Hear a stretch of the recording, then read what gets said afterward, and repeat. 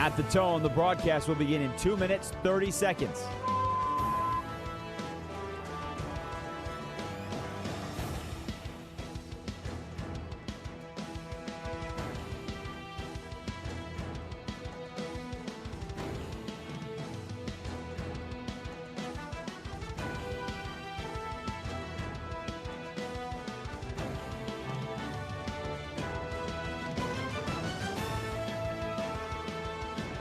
At the tone, the broadcast will begin in 2 minutes.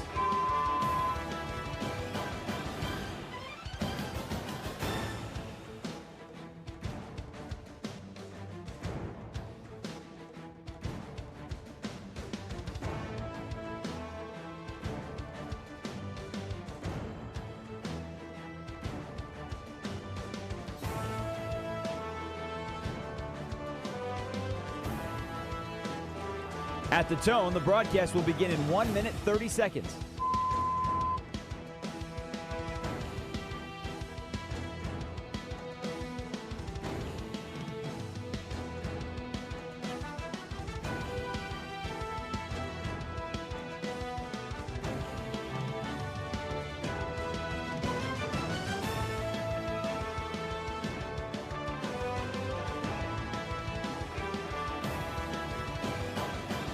At the tone, the broadcast will begin in 1 minute.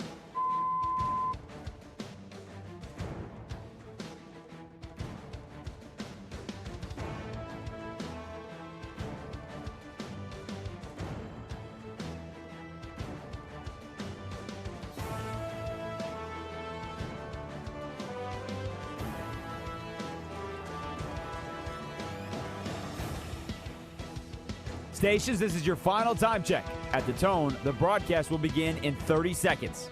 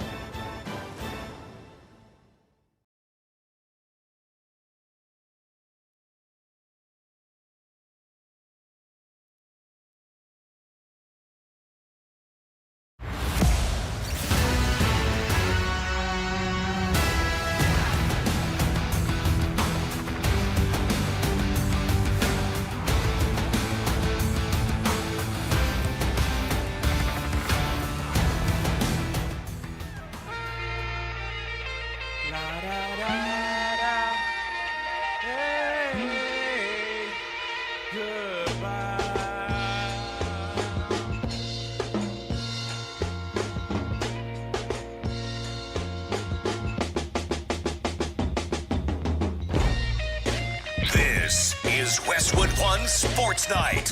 Here's Linnell Willingham. Oh, you heard the big voice guy. You know what that instrumental means. We are back and active, fresh off the vacation. This is Westwood One Sports Night with the youngest in charge, Linnell Willingham, taking you up to 3 a.m. Eastern time as we take you coast to coast, getting you the latest and greatest in the world of sports. We got a lot to talk about. Plenty of basketball going to be on the docket tonight as we talk NBA free agency.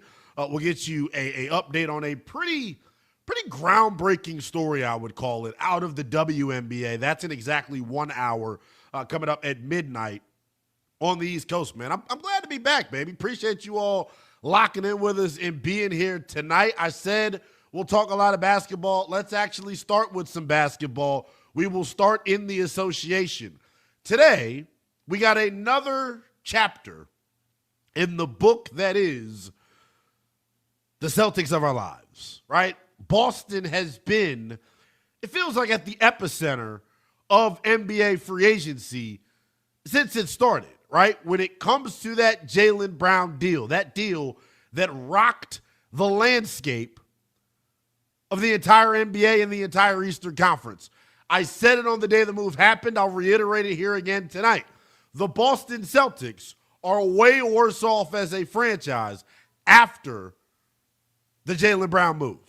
But what has become interesting and what's going to be fascinating to follow as we roll throughout the course of this NBA offseason, how does Boston pick up the pieces? Because let's make no mistake about it, right? This was a team that last year, without Jayson Tatum and with Jaylen Brown and the Pips, were the second seed within the landscape of the Eastern Conference. They were legit. Boston was real. But all of a sudden, as you sit here, fresh off of the 4th of July, right? Now I'm not sure whether or not Boston is even a top 4 seed within the landscape of the Eastern Conference. The fascinating piece of all of this, though, to me is going to be how we got here, right? And we're going to hear, there's 3 sides to a story, right? You all know the saying. My side, your side, and the truth. And when it comes to why this franchise-altering move was made, I still don't feel like we've gotten to the bottom of it. Jayson Tatum, the other half of the Jays, as they like to call them out in Boston. By the way, I don't know if anyone else out there across the country was hip to that ridiculously stupid nickname. I was not for breaking them up. The nickname is so damn terrible that maybe you should have broke them up. The Jays, Jayson Tatum and Jaylen Brown. One half of the Jays, Jayson Tatum, spoke earlier today for the first time since Jaylen Brown has been moved and had this to say about the decision and where their relationship stands. Let's hear from Jayson Tatum coming up here momentarily. I think when we look back at this Boston deal, I think 2 people are going to get put under the microscope. I clearly think Brad Stevens has to get put under the microscope, right? Because this was his decision. I think Tatum's got to get put under the microscope as well. He spoke earlier about the move to trade Brown and then the relationship that the two had. I think, for one, I have nothing, obviously, but love and respect. And you said that when it's tough when, you're a professional athlete and everything we do is publicized and nitpicked. Mm-hmm. And it's been like that. We played together for 9 years. There was a period of our career where, we hadn't won a championship yet. Mm-hmm. But in retrospect, we were only 23 and 21 years old. Yeah, you were kids. So the expectations were so high, and so they just had to figure out a reason why we hadn't won yet. And they tried to pin us against each other and say that one guy shouldn't be here or whatnot. But the truth is, we had 9 amazing years together. We went to the finals twice. We won a championship. Mm-hmm. So I'll forever be grateful for those memories and the time that we spent together. So there is Jayson Tatum, to me, doing one of the more disgusting things I've heard in recent memory. I can take a lot of stuff, and this is in my professional life, this is in my personal life, this is period with friends and family. I can take a lot of stuff. You know what Linnell can't stand? Right? I call myself the youngest in charge. I also want to go by the author of authenticity as well, right? I want to be known for keeping it 8 more than 92. Jayson Tatum got up there on whatever podcast he was on and lied. He lied to me. And I've been debating all day long about how I was going to attack this tonight. Because to me, Jayson Tatum, you can call it a white lie. You can call it a small lie. I think he lied. Why do I think he lied? I think Jayson Tatum was ready for the Jays, that duo of him and Jaylen Brown. I think he was ready for that duo to get split up. I think it was about time for him. And this is where I probably differ from a lot of other people across the country. I told you Brad Stevens is one to blame for this situation. As we sit here a little over a week removed from the situation, I think Jayson Tatum is to blame as well. I am totally disappointed in Jayson Tatum for not standing on the table for his brother, as he called him there in that clip. 9 years, right? It's your teammate. It's your bro. You all got it out the mud together. You failed together. And then the beautiful piece is, which you don't always get to see in sports, how often do we see a group like Tatum and Brown fail together the way that they did against Golden State and then reach the mountaintop together the way that they did winning the NBA Finals? They don't always get to happen that way. And they achieved the ultimate goal. They won the richest prize in the game. Talking about the title. So, for this group to get split up, for this duo to get split up, I know Brad Stevens is being thrown under the bus and being run over 10 times over. He may deserve it. It's silly. And we're going to let you hear from him coming up here momentarily as well, because his explanation had my damn chin kissing the concrete. I couldn't believe it. But here's the thing. When it comes to a star of Jayson Tatum's stature, he 1,000% has influence on moves. And I believe the reason this deal ultimately happened is because he was tired of sharing the moon sign with Jaylen Brown. Because I know this. If Jayson Tatum would have drawn his line in the sand and said, hey, Brad Stevens, hey, ownership group, if you want to get rid of one half of the Jays, you got to get rid of both of the Jays. If you really rocked out with Jaylen Brown the way that you say you do, this is why I'm calling him a liar here, then you would have stood on the table when it was time for this deal to get made. And we're going to hear a whole bunch of excuses about salary cap and them not being able to build a team moving forward with those two making that type of money. You see how you can just accidentally hijack the show, didn't I? I lost my brush today. I'm going to just hijack this real quick. I lost my brush today. And as somebody, I consider myself one of the honorary captains of the Wave team. I've worked hard on my waves here. I lost my brush. I've had this wave brush for 6, 7, 8 months now at this point. And the bristles done fit my hair, and I'm used to it. And I lost it as Denton sits there and strokes his voluptuous beard throughout the first segment. I didn't realize I was hijacking the show with hygiene. My bad. I was about to say, man, good God almighty. But no, when it comes to the situation in Boston, I think it's for this, to me, this situation in Boston is neck and neck with LeBron's decision. Trying to find logic in terms of what they chose to do is neck and neck with LeBron's decision. But here's the reality for Celtics fans and where the reality sets in, right? It's going to feel good now on July the 8th. You can talk yourself into whatever on July the 8th. I'm a Commander fan through and through.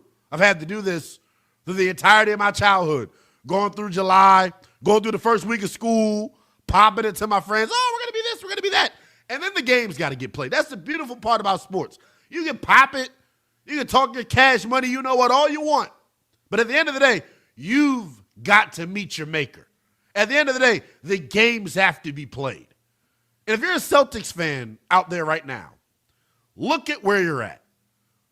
Look at where you're at. Because of Tatum's unwillingness to stand on the table for his, air quote, brother in Jaylen Brown, rather, because of his unwillingness to do that, not only are they a worse basketball team going into next year, they don't have a roster good enough to even be a top 4 team within the landscape of the Eastern Conference. The moves this offseason from the Celtics on top of the Jaylen Brown decision is inexplicable. Here's the beauty of it. Only here on Westwood One Sports Night, we let you hear from the general manager of the Boston Celtics, Brad Stevens. Brad Stevens has been public enemy number 1 on sports talk radio stations across the country and specifically in Boston. Here is Brad Stevens giving logic and explanation as to why they made the groundbreaking move to move Jaylen Brown.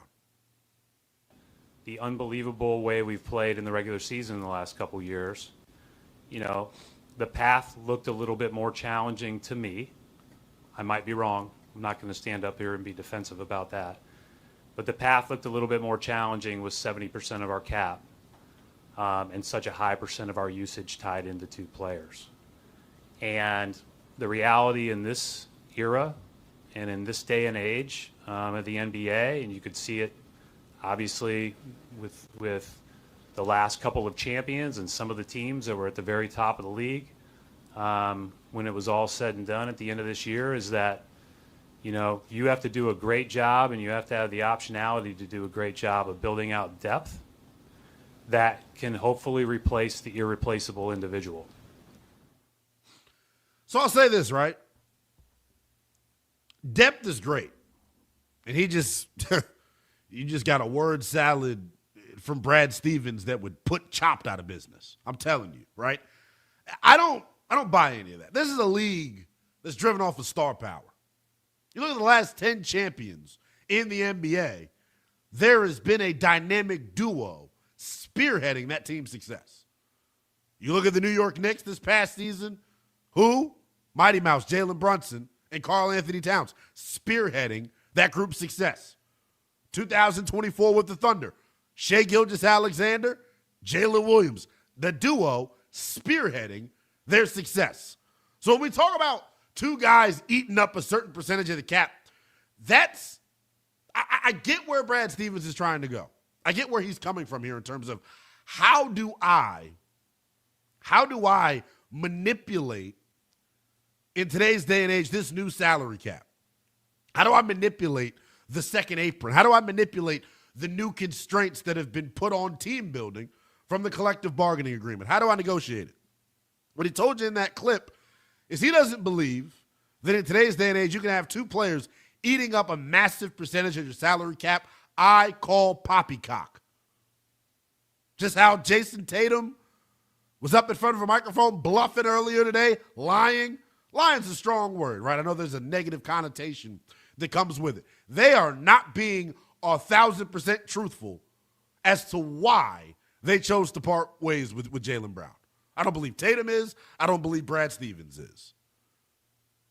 But where they sit right now, I tweeted this question out at NELL_BTP. You can hit me up and keep the conversation rolling on each and every social media platform at NELL_BTP.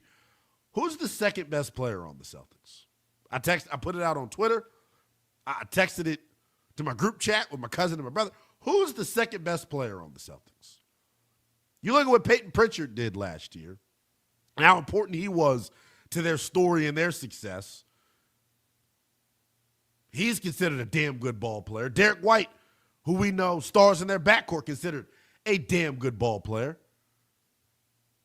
None of those two guys, though, and then you got Paul George, obviously, who you got back in exchange for Jaylen Brown in the trade with the Sixers.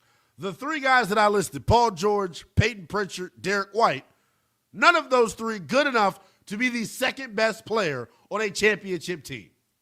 Argue with somebody you love. Hopefully that's me. If you're honest and you inject yourself with truth serum out there, Celtics fans, you really think? Because people are popping it to me on Twitter. My uncle's a Celtics fan. I tell you this all the time, right? My uncle's a Celtics fan. He's delusional about where this trade stands and where Boston stands after this trade. I think it's easy to do. That's why I brought up me being a Commander fan. This is the time of year where everybody's got optimism, right? This is the time of year where nobody's boo-boo stinks, right? This is the time of year where everybody's smelling like peaches and roses. Beautiful part about it is we're going to get to chew on it and talk about it, discuss it all the way up until October when the regular season kicks off, when the regular season tips off, rather. And at that point, the Boston Celtics and everybody else that we talk about this offseason are going to have to shake a leg or lose one. You're going to have to crap or get off of the pot. But if you're a Celtics fan out there right now, I don't know how you're buying season tickets. I don't know how you're buying merchandise. Brad Stevens should be drug tested. I cannot for the life of me. And that's why I'm a big, murder doc fan. I don't really watch a lot of TV. I'll be very transparent with you all, right? I tell Denton this all the time. It's early 2000s wrestling. It's John Gruden going off. When I say John Gruden going off, it's a part of a montage that I like to watch sometimes to go to bed. The top 10 angriest moments at the podium. You're either getting that from me. I like watching murder docs. That's why I'm interested, though, the murder doc piece. That's why I'm interested in this whole Celtics ordeal and how this thing plays out over the next several months and what type of answers we get. It feels like a good old-fashioned whodunit, talking about getting to the bottom of why Jaylen Brown ultimately was moved. A deal that I think, in hindsight, is going to go down as one of the worst trades in NBA history. It is rare that we go through a day without news out of the National Football League There are some jaw-dropping leaks that came out of Denver, Colorado earlier this afternoon. We'll give you the latest on the Broncos next here on Westwood One Sports Night. The second round of international soccer is now, and DraftKings has you covered.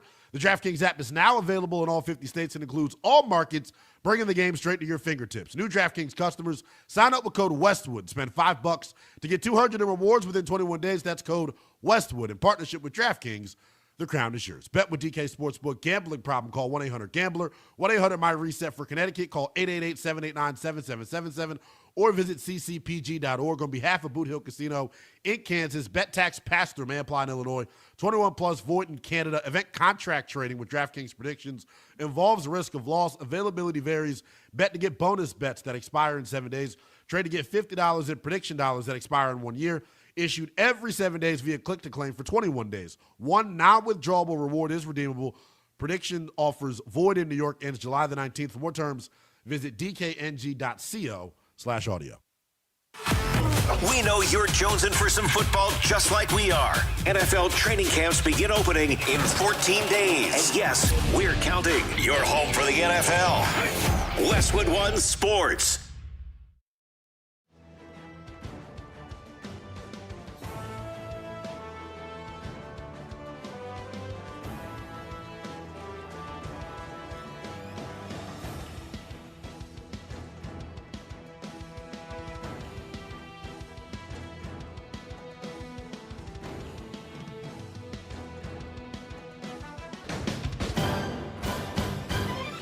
At the tone, the broadcast will begin in 4 minutes, 30 seconds.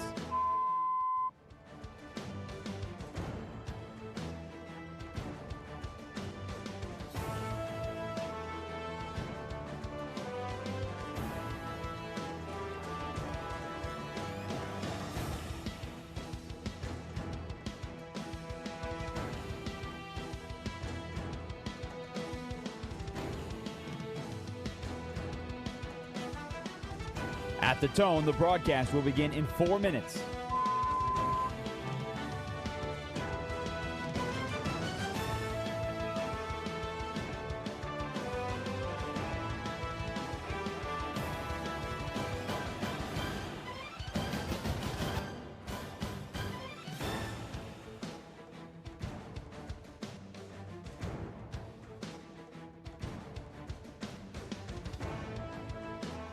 At the tone, the broadcast will begin in 3 minutes and 30 seconds.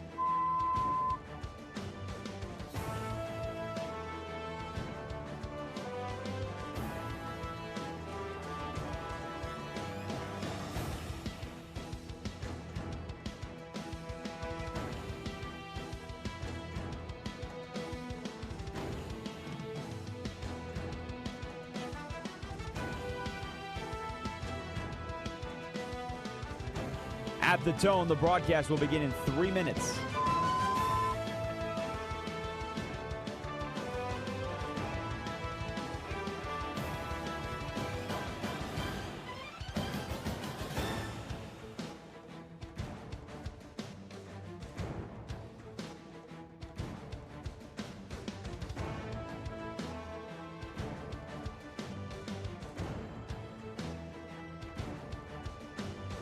At the tone, the broadcast will begin in 2 minutes, 30 seconds.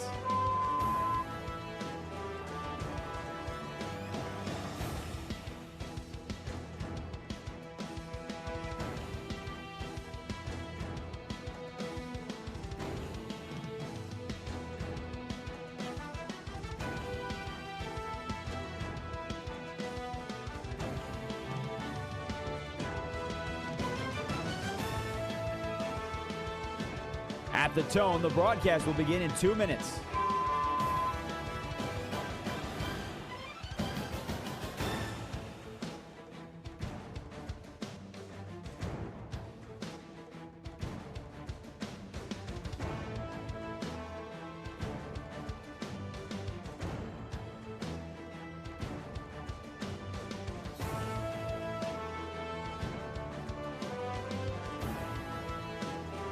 At the tone, the broadcast will begin in 1 minute, 30 seconds.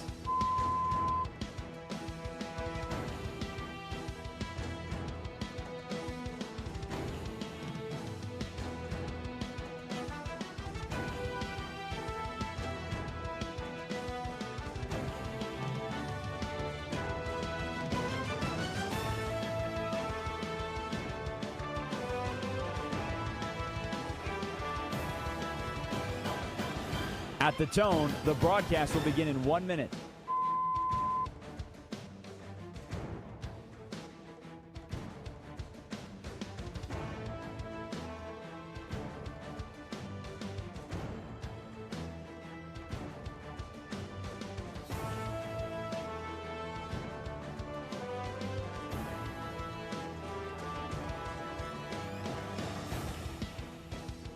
Stations, this is your final time check. At the tone, the broadcast will begin in 30 seconds.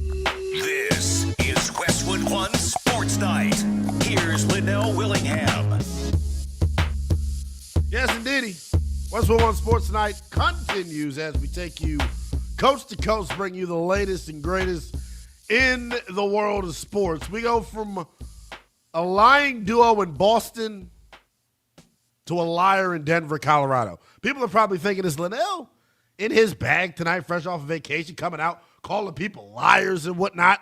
I believe that Jayson Tatum and Brad Stevens, in the audio that we played you earlier, I think they both lied about their feelings towards Jaylen Brown and why he no longer is a member of the Boston Celtics. You know who else lied here recently? And I think this lie is way, way worse. This lie is way, way worse. Seth Wickersham of ESPN was granted unprecedented access to the Denver Broncos last year during their playoff run. And obviously, you know, some pretty big stories come out of that playoff run. Bo Nix, in just heartbreaking fashion, if you're a fan of the Denver Broncos, Bo Nix snapping his ankle, taking a knee, and having to miss the conference championship the next week. There is, you know, that storyline that Seth Wickersham got to get hip to, preparing your team for a postseason run. He gets to be boots on the ground for that and get some in-depth knowledge into that. This piece of information, though, that was revealed during all of this, I think is a flat-out lie, but I'll tell you the story here. There's a quote from the piece from Seth Wickersham, and I will retweet it out at NELL_BTP, the actual story itself. Seth Wickersham, I thought, did a wonderful job, kind of, encapsulating what he was able to pick up throughout his time with the Denver Broncos. Newsflash, though, I don't know if all of the stuff that was reported here is true. And I know I'm dipping my toe in some uncharted waters, calling people liars, questioning the truth, but, I got to be real here.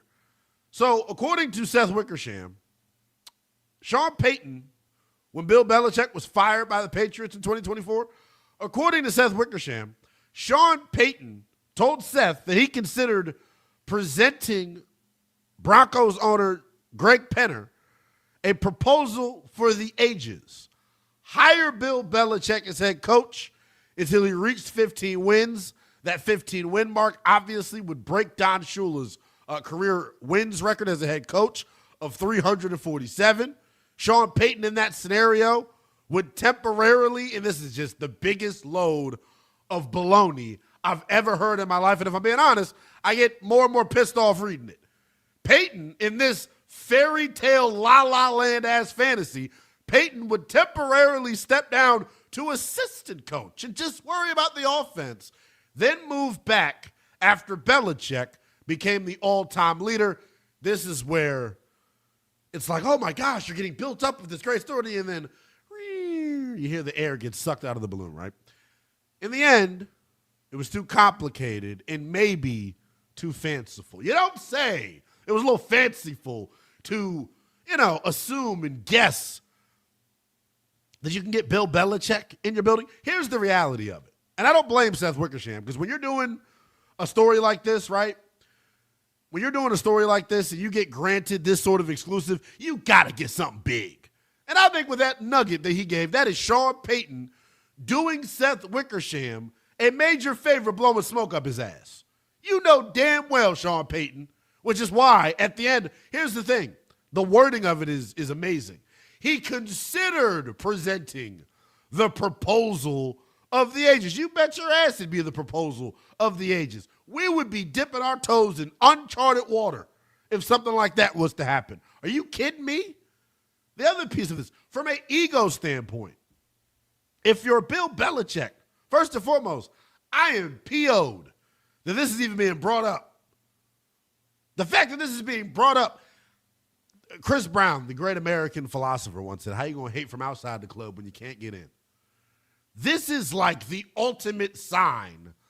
That's how I took it, at least. The ultimate sign of Bill Belichick's ass will never, ever coach in the National Football League ever again. Ever again. He is never going to coach again in the NFL. Why was this even, and I love Seth Wickersham. I think he does great investigative journalism. Why was this even put in the piece? It's juicy, it's spicy, it's probably, if you've read this thing, and I'll retweet it out right now. I'll stop lying to you. I'm calling everybody else lying. I'm sitting there lying. I'll retweet it out at NELL_BTP. It's the most juicy nugget that you get in the entirety of this story. The other nugget that you get in this story, I don't think it's as juicy, but we'll see. The other nugget that you get in this story is on 4th and 11 during the AFC Championship game, according to Sean Payton. I also question whether or not this is truthful or not. They were at their own 38-yard line in overtime. He was going to, or he called, he said, a fake punt on 4th and 11 at your own 38. And if you don't get it, you lose because the opposing team takes over on downs and they're basically in field goal range. According to Sean Payton, who was trying to make last year's AFC Championship run the most exciting thing ever for whatever reason, Sean Payton says that, no, yeah, the players told me to basically, screw off, and they're gonna run their own play. And they punted it, which was the clear, smart choice, to make in that moment. But I immediately start thinking, who's lying in this situation?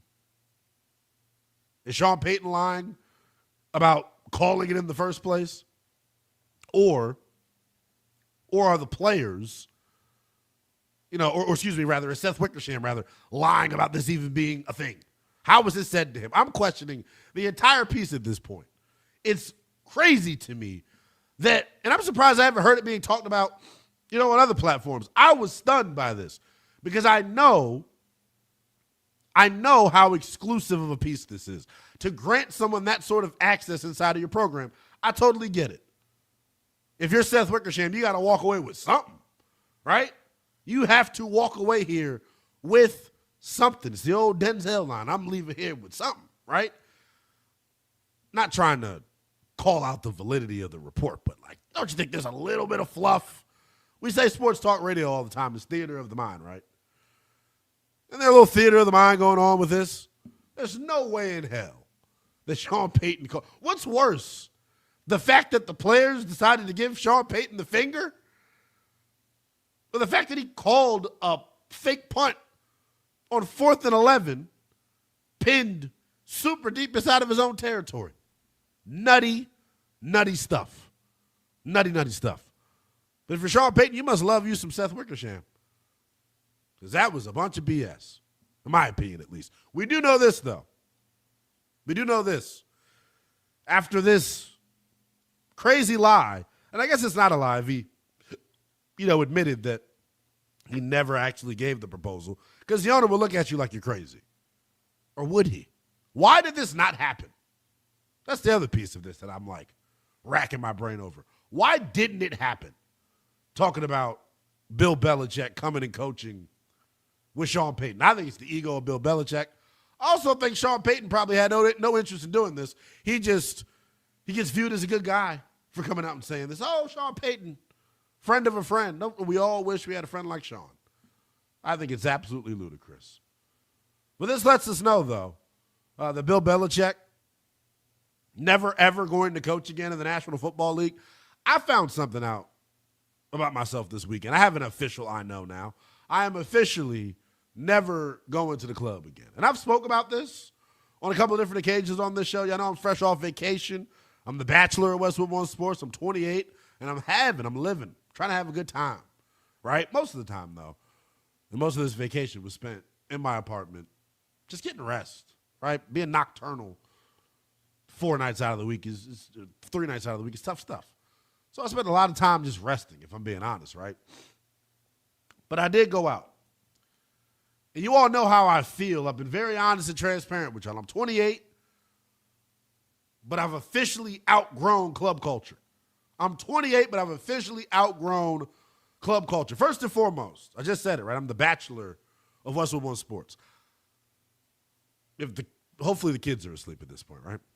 And if not, kids, you're getting grown today. I go to the club, I go outside, and I go mingle to try and hopefully, like a lot of you out there, find the women of my dreams.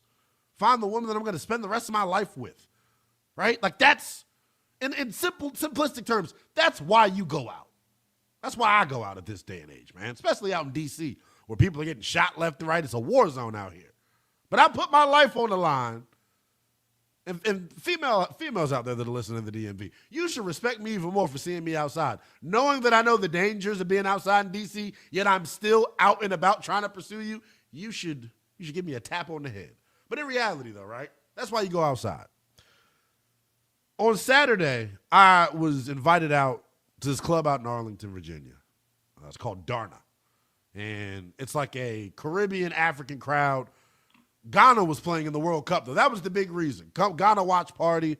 People are taking shots. Good time. Beautiful women are around. Watching sports. Talking sports. Me and my high school buddy. It was supposed to be a great time. I had planned on starting and finishing my night at Darna. My night ended at a place called 12 After 12. I'll get to that in a second. It's so hot outside over the weekend in the DMV. If you're listening in the DMV, if you're listening on the East Coast, you know this heat wave that we got, damn it. You walk outside, and you look like you ran a 40-yard dash in 120-degree weather. You get the bust and sweat immediately, right? Hot as hell outside. I'm standing in line with my boy. We're trying to, wait for our friends to come out because we're about to go to a different spot, right? And as we are about to go to this different spot, my one boy does and commits the cardinal sin of being outside. And when I say outside, I mean at the club, bar, whatever. That's what I mean by outside. Committed the cardinal sin of being outside. Not knowing when to take your ball and go home. So a couple of guys in our friend group were allowed back inside to get their stuff from out of the section they were in. We were going to get in our little Uber and go about our merry way to the next spot. The security guard was not having it with my boy trying to follow our other friends inside. I didn't try to follow because when you're a big dude like myself and you're out in 115-degree weather at 10 o'clock p.m., the less steps, the better, right? So I stayed my happy ass outside. It was fine. My boy tries to go in. He gets met. The brother was Polynesian, so bear with me. He gets met with a Roy Halou level stiff arm to the chest. And brother is just, he's frustrated. And my friend is like, bro, like, why did he do that? Why did he touch me? Moral of the story, I could relate to the security guard because I've worked security before, right? It's one of the crazier jobs I've had while trying to support myself initially in my sports radio career. Being club security, you never know. It's honestly super dangerous. Like, no funny, all jokes aside, super, super dangerous job to do. But the security culture in today's day and age, and guys I never put my hands on anybody. I didn't need to. I guess because I look the way that I look intimidating, I guess. I don't know. But I never had to do what was done to my friend this past weekend. We go to the different spot. And we're at this different spot, and I'm thinking, okay, it's a $20 cover charge to get in. I'm annoyed at that because I'm thinking, damn, that's like a whole shot that I could have bought, at a bar, if I wasn't deciding to be bougie and extra and go inside this damn club. My friends love the club, though, man. That's their thing. They work hard. They make their money. They deserve to go party in the club if that's what they want to do. I know now, though, and I've been through this, as a 28-year-old, no matter how young and hip and fresh I may think my ass is, I am done with club culture. $20 cover charge to get in first and foremost. Then my one bro's like, okay, well, it's 1, 2, 3, 4, 5. It's 4 of us. Then we see another foursome. They see another foursome that they've hung out with, mutual friend. I don't really know the other dudes that great. But what you do when you're balling on a budget in the 2026 club scene, you get as many people in one section as possible because it basically lessens the cost for everybody, right? The one thing that I don't get about club culture in 2026, and this has been ever since I started going to the club once I was of age to do so, there's no way I can go to my local liquor store and buy a $20 bottle of tequila, but in the club, they're somehow selling it for $1,200. I have no clue how in the hell that works. If you go out to the club, you can relate, you probably understand. Give me an answer. I have no clue, but it's why I'm done with it. Remember the moral of the story, though, right? I go out to potentially meet women, potentially meet the woman of my dreams. I risk getting in harm's way to potentially meet the woman of my dreams. We end up having to throw down money to get into this section. My boy doesn't tell me how much money we had to throw until we're in the section. Mind you, we're in there like, damn, sardines in a can. It's horrible. We're all standing over one another. Way more men than there are women. Clearly an issue. And then the women are at this, they're in this angle of the section where we can't even get to them where we're standing. I'm 6'1 3/4", standing 285 pounds. There's not much moving that I can do in a section filled with people. And then I had to pay. It was asked to pay. I didn't have to pay it. I was asked to pay $120. That's $140 total for 3 total shots that I took. Because that's what happens, right? We got to split. And then I'm seeing people. This is what really pissed me off. And now this has turned into an event session. I'm now seeing people take shots that didn't send money. So now I'm irritated. I'm frustrated. I'm confused. I'm led astray. I say all that to say, no, I don't have the woman of my dreams. Yes, I'm $140 more broke. And 3, I'm never going to the club again. Just the bottom line of it all.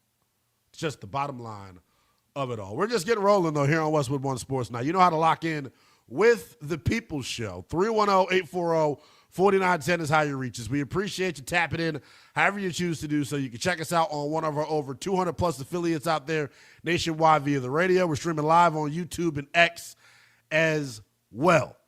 I told you we're going to talk plenty of basketball here throughout the night. We're going to get into the WNBA in exactly 20 minutes, top of the midnight hour on the East Coast. Caitlin Clark is in the midst of a situation that's literally got my chin kissing the concrete. I'll give you the details on that in exactly 20 minutes. When we get back, though, tomorrow night is the most important day, to me at least, on the NBA offseason calendar. I'll tell you why next here on Westwood One Sports Night.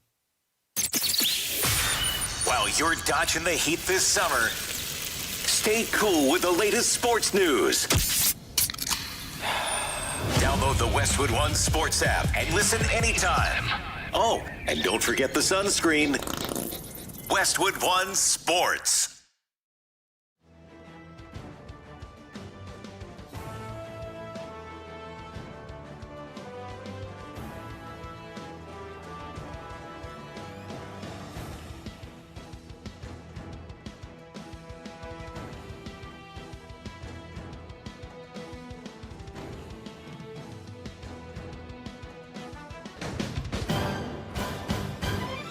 At the tone, the broadcast will begin in 4 minutes, 30 seconds.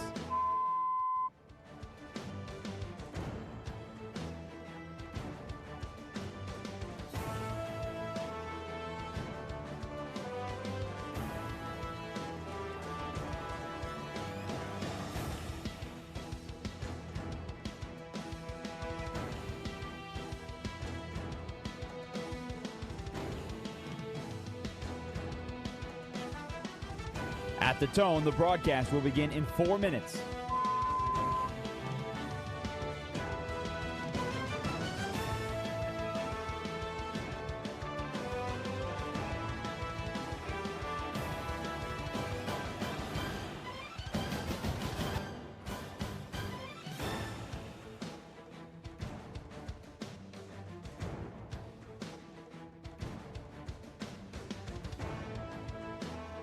At the tone, the broadcast will begin in 3 minutes and 30 seconds.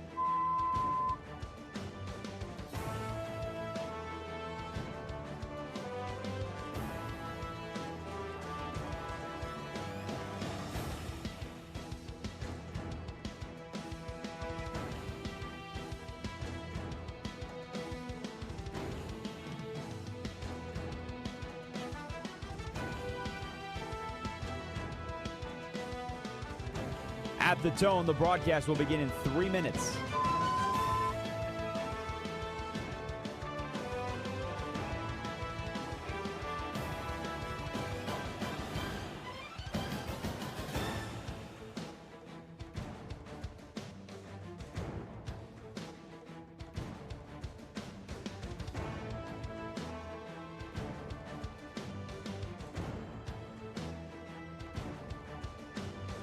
At the tone, the broadcast will begin in 2 minutes, 30 seconds.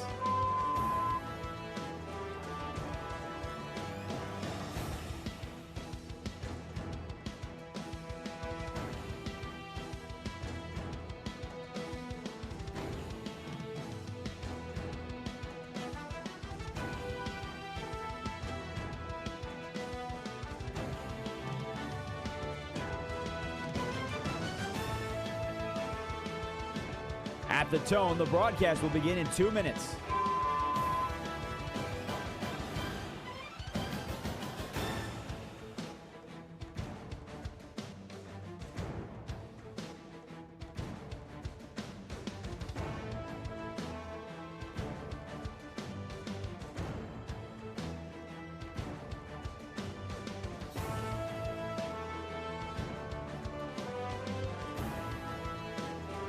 At the tone, the broadcast will begin in 1 minute, 30 seconds.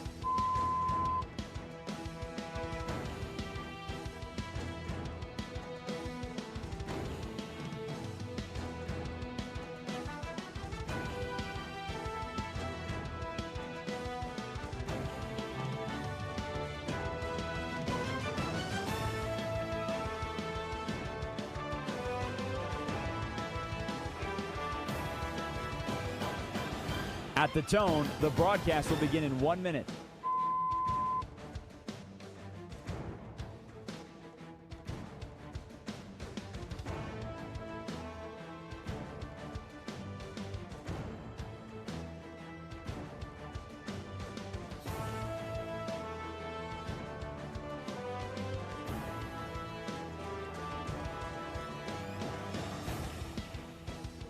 Stations, this is your final time check. At the tone, the broadcast will begin in 30 seconds.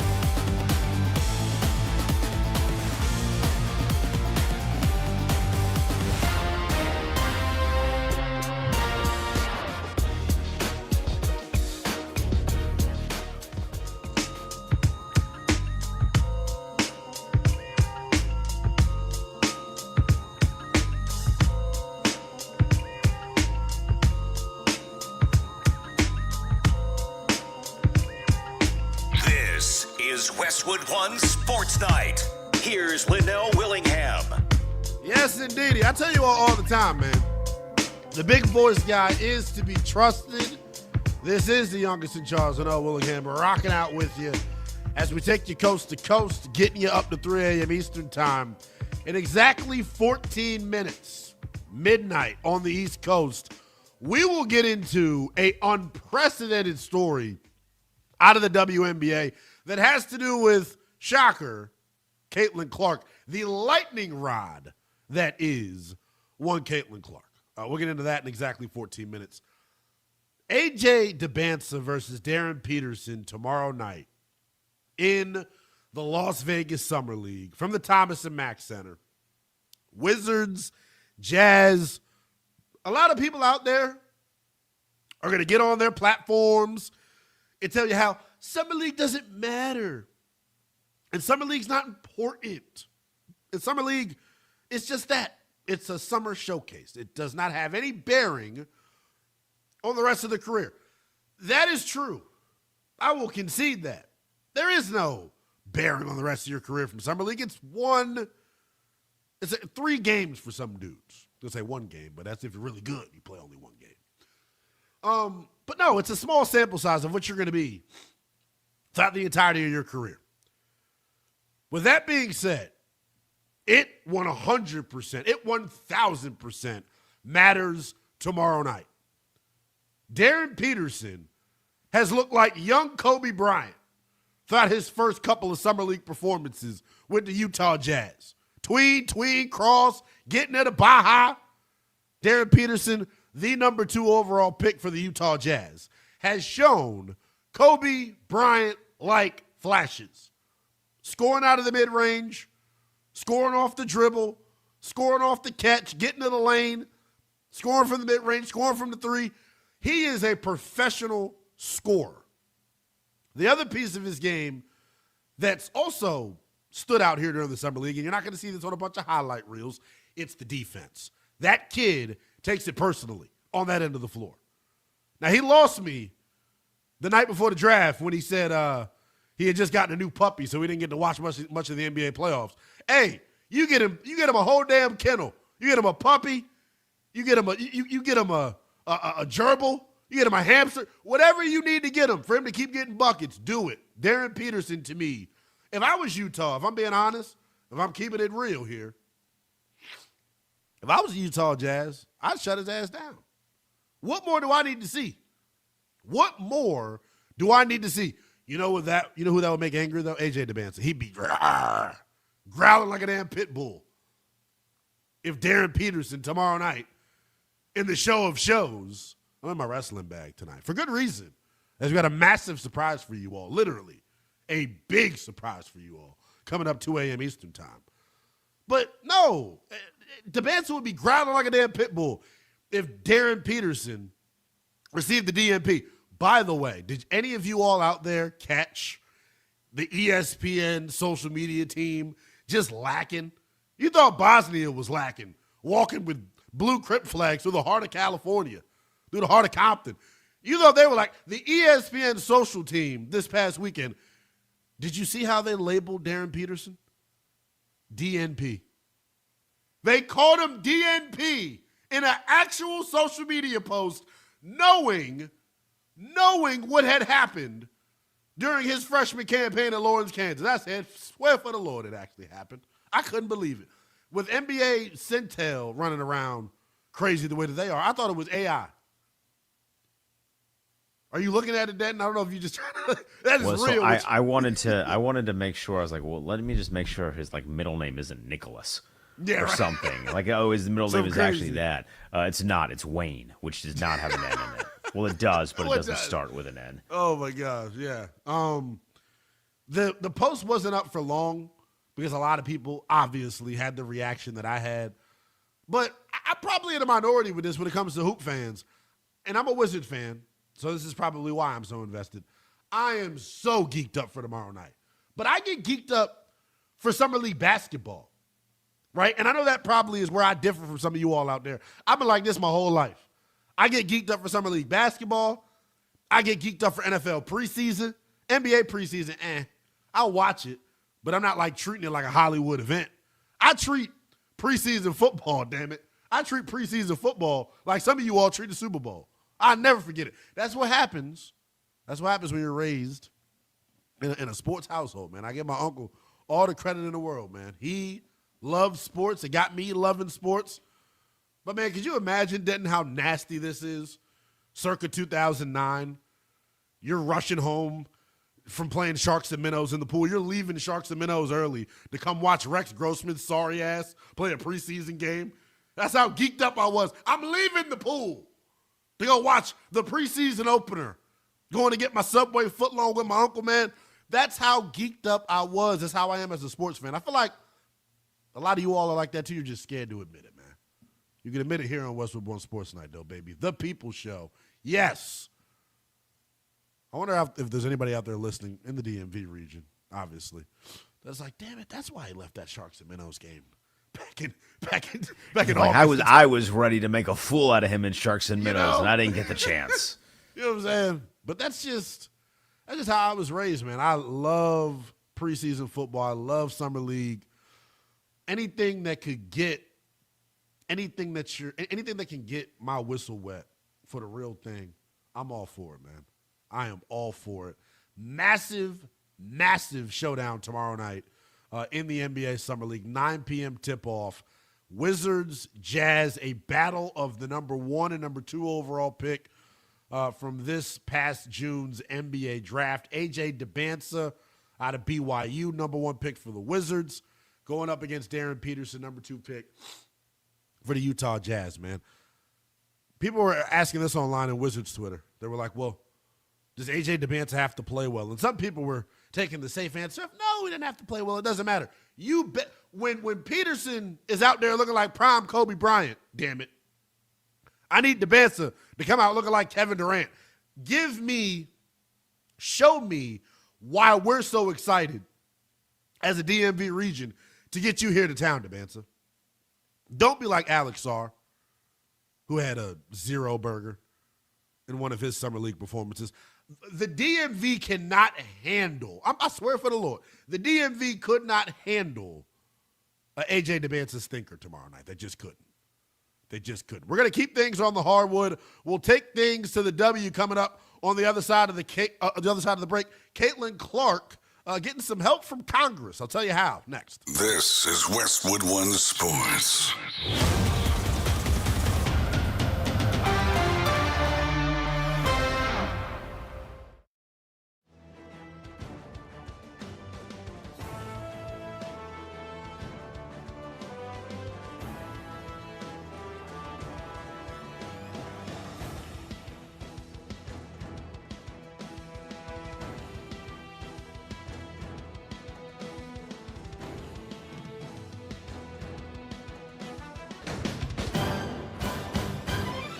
At the tone, the broadcast will begin in 4 minutes, 30 seconds.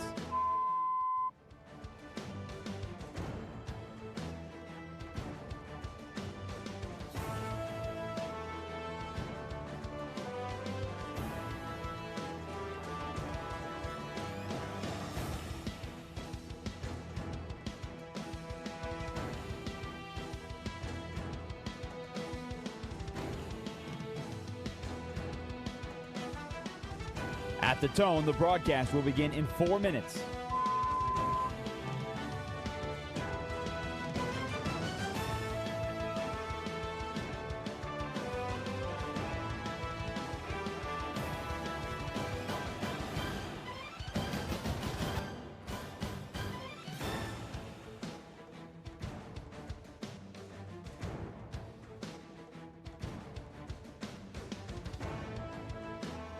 At the tone, the broadcast will be in 3 minutes and 30 seconds.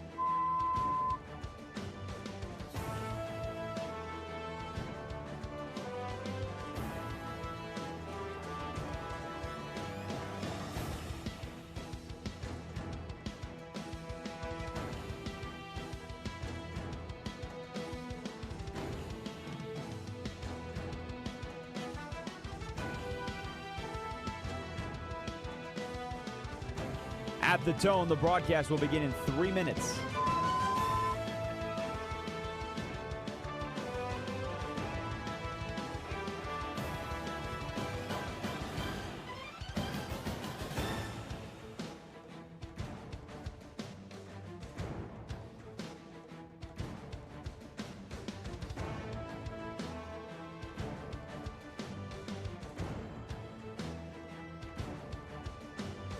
At the tone, the broadcast will begin in 2 minutes, 30 seconds.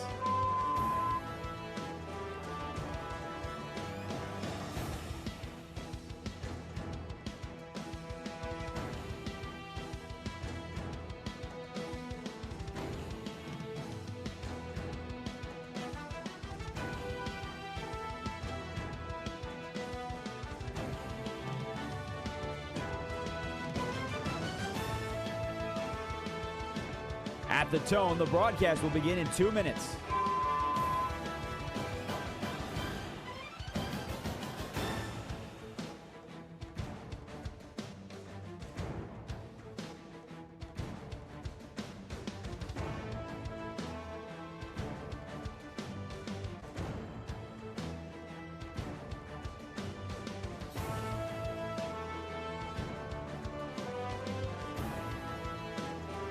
At the tone, the broadcast will begin in 1 minute, 30 seconds.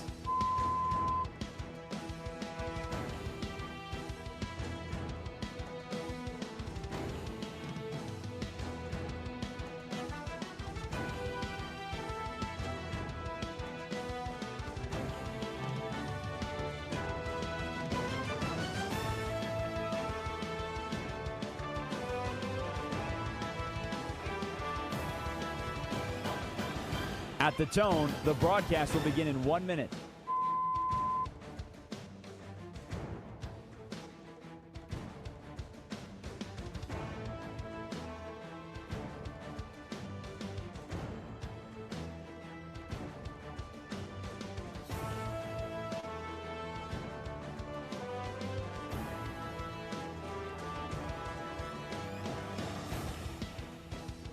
Stations, this is your final time check. At the tone, the broadcast will begin in 30 seconds.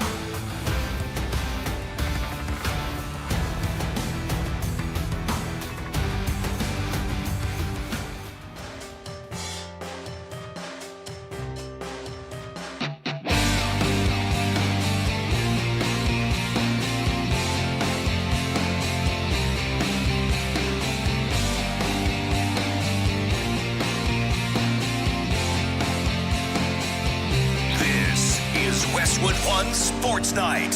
Here's Linnell Willingham. Here he is. Pull up a chair, man. Rock out with us as we get you up to 3 a.m. Eastern Time here on Westwood One Sports Night. Youngest in charge, Linnell Willingham, manning the controls here tonight. You can call us on the talk and text line. It is the People's Show, open all night for you at 310-840-4910. You can check us out on the YouTube as well if you want to get the visual element of the program. There is something unprecedented happening right now in the WNBA. When I read this headline earlier, this is probably going to be like my third time saying this phrase tonight, and we're only an hour into the show. It's 3 segments per hour, so maybe I need to slow down. But I came up with this phrase earlier as I was putting the show together. Instead of saying like my jaw dropped, my chin is kissing the concrete. I don't know how over it is yet with the people, but my chin was kissing the damn concrete when I read this headline from the WNBA. Lawmakers seek, quote, accountability from the WNBA on Caitlin Clark. This is a story written by Kendra Andrews about 5 o'clock Eastern Time. Buckle up. A group of 11 Republican lawmakers led by U.S. Republican August Pfluger of Texas sent a letter. You just got a letter. You just got a letter. You just got a letter. I wonder who it's from.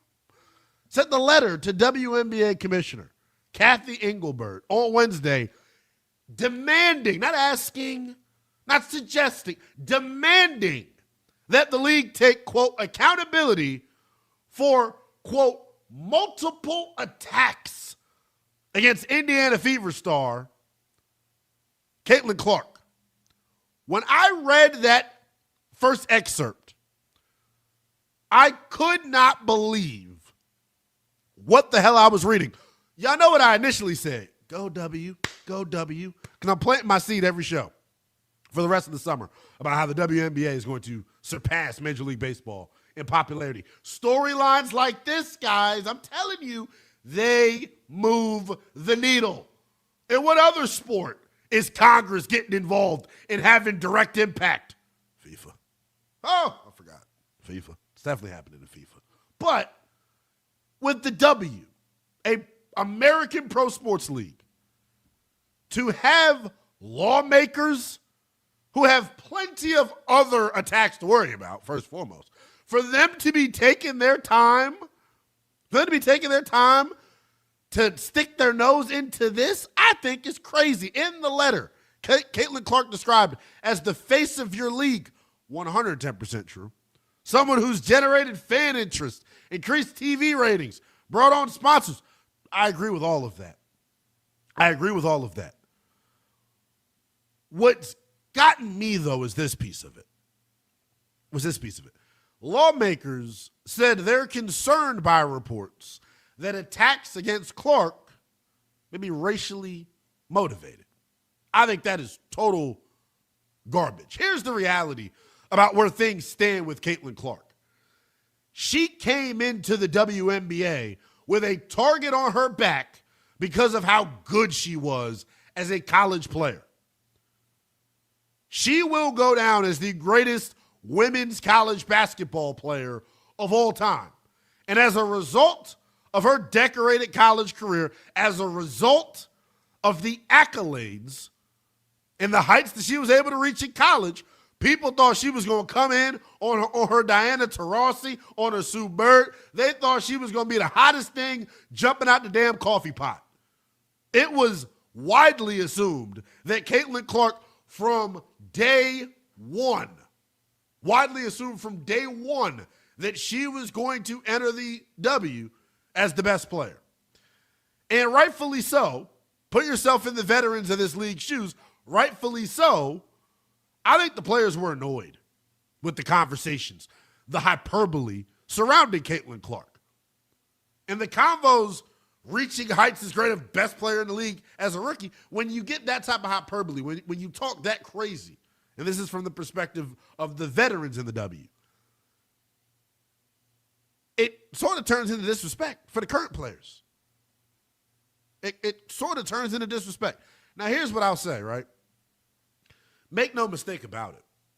Caitlin Clark is going to go down as one of the most transcendent players in the history of the WNBA. She is a lightning rod, which y'all know I think is great for the sport. They need all of the dollars they can get, and they shouldn't be discriminating. They need dollars as far as ticket sales, jersey sales, TV ratings. You know what else they need? They need attention dollars. Yeah, they need attention dollars. And there's nothing wrong with it. As I've said several different times throughout the summer, to the chagrin of a lot of you that tune into this program nightly, Major League Baseball, if they don't get their act together and not have a work stoppage next spring, you hear that? Tiptoe, tiptoe, tip. That's the W on your ass in terms of sweeping and taking away some of that popularity. And it's storylines like this, something unprecedented we're seeing right now. You know how crazy this is on its surface? That Congress wrote a letter to the commissioner of the W saying that she's not being accountable. The language that they use, multiple attacks, I think they're being a little bit over the top. I think they're gassing it up a little bit, right? They're jazzing it for sure. For sure. Has she taken some hard fouls? You bet your ass. But here's the thing. Anyone complaining about the fouls that Caitlin Clark is on the receiving end of? Anyone complaining about that? You don't watch the W. That league is as physical as any pro sports league in the world when it comes to basketball. The W in particular. They let it all hang out. So, yeah, Caitlin Clark's taken a couple of licks. She has for sure.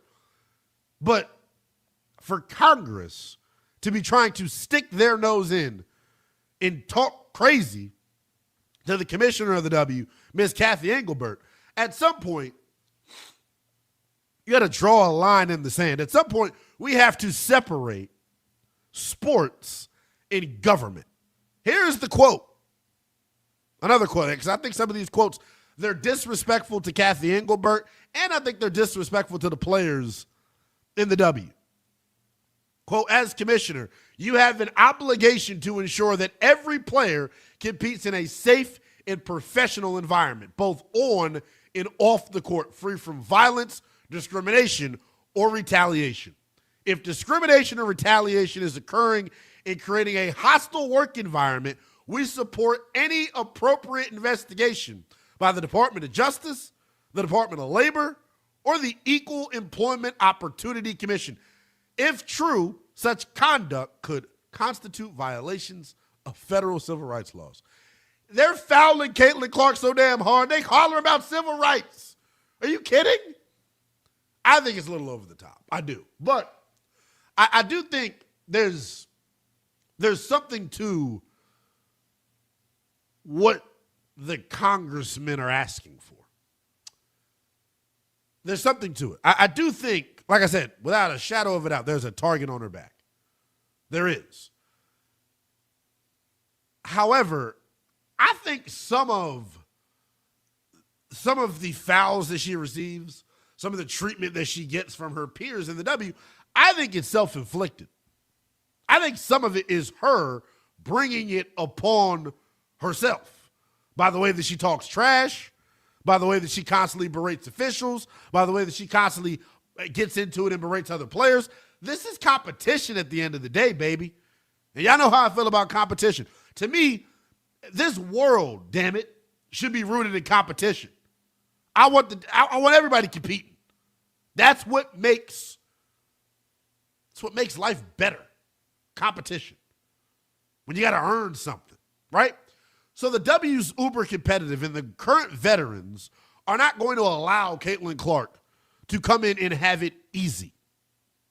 Now, she's talking about Clark, she's turning into one of the most polarizing athletes in pro sports. And like I said a moment ago, this storyline, emphasis on that word, remember that phrase, guys. It's going to be uber important, paramount to the growth of the W. That storyline, this storyline, is exactly what the doctor ordered. I'm serious. It's exactly what the doctor ordered. So I think it's a good thing overall for the league. This, to me, though, is not a good thing. The hate's got to stop at some point, though. I get that the players have a chip on their shoulders, the veterans of the league. I get that.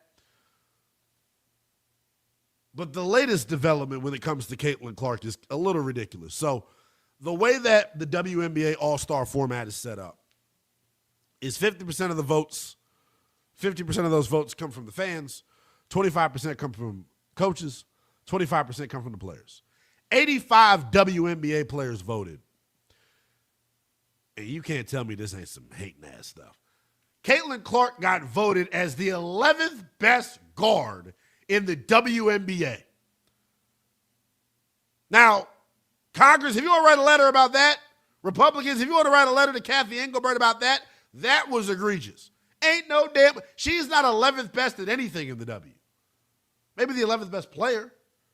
Like, to call her the 11th best guard is ludicrous, right? The numbers speak for themselves. Third in the league in scoring, second in assists. They got their ass kicked tonight.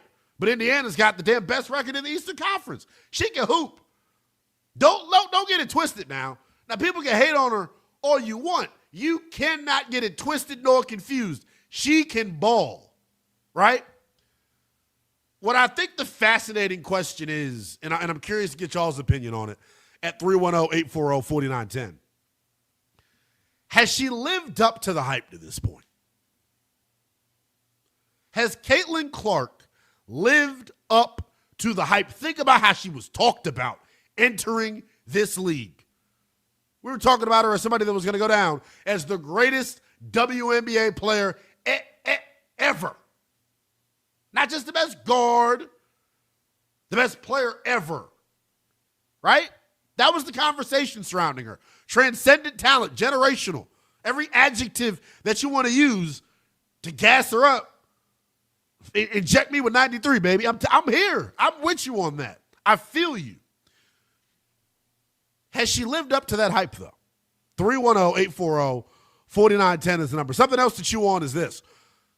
I just gave you the damn headline. I told you it had my chin kissing the concrete. A group of 11 Republican lawmakers, led by U.S. Rep. August Pfluger of Texas, sent a letter to WNBA Commissioner Kathy Engelbert demanding that the league take accountability for multiple attacks against Fever star Caitlin Clark. What is your reaction to that? Because it's unprecedented. 310-840-4910. Has Caitlin Clark lived up to the hype that she had following her entering the W a couple of seasons ago? And then what is your reaction to Congress writing a letter to the WNBA about how Caitlin Clark is being officiated? 310-840-4910. She is slowly but surely turning into the most polarizing player maybe in all the damn pro sports. Because every time I hear an opinion on Caitlin Clark, it's either, oh, she's way overrated, or, oh, she's being hated on and being treated unfairly. You either love Caitlin Clark or you hate Caitlin Clark. I was thinking about this as we were getting the show ready, right? Her and her counterpart entering the league, the two biggest stars to enter the W in that draft class of 2023, right? Angel Reese out of LSU, now the Atlanta Dream, and then Caitlin Clark out of Iowa, now playing for the Indiana Fever. Think about the way that those two were perceived entering the W and how they're viewed right now. Caitlin Clark, like I said a moment ago, was looked at as the best thing since sliced bread, the hottest thing jumping out the coffee pot, transcendent player, was going to come in. Everybody loved her. That was the other piece of this, right? She was, revered in college. Her senior season was like a damn retirement tour. People were literally going across the country. She was a sports spectacle, guys. And you couldn't get anyone to say anything bad about her. You fast forward a couple of years later, you either love her or you hate her. Same thing with Angel Reese. Coming in, the Bayou Barbie, double-double machine. We were calling her Baby Shaq. Now every time you talk about Angel Reese, it's some montage on social media of her throwing layups off of the backboard. The way she's talked about in the W is crazy. It's almost like it's the opposite. She's being hated on so damn bad. She just made her third consecutive All-Star game, by the way. For those folks out there that don't watch the WNBA but always got something to say about my girl Angel Reese, just made her third consecutive All-Star game. So chill on the Angel Reese's garbage talk. It's all a part of the storylines and the narratives that are being formed in the W. I want to hear from you all on the phones on this, though, man, because I think this story is unprecedented. 310-840-4910. If you're just tapping into the program, bring your ass. Welcome in. A group of 11 Republican lawmakers led by August Pfluger of Texas, they sent a letter to WNBA Commissioner Kathy Engelbert demanding that the league take, quote, accountability for, quote, multiple attacks against Indiana Fever guard Caitlin Clark. I want you to chime in on the phones with this. Your reaction to Congress writing a letter to the commissioner of the W on behalf of Caitlin Clark, just your general reaction to that. And then looking at Caitlin Clark big picture, has she lived up to the hype that she had coming out of Iowa?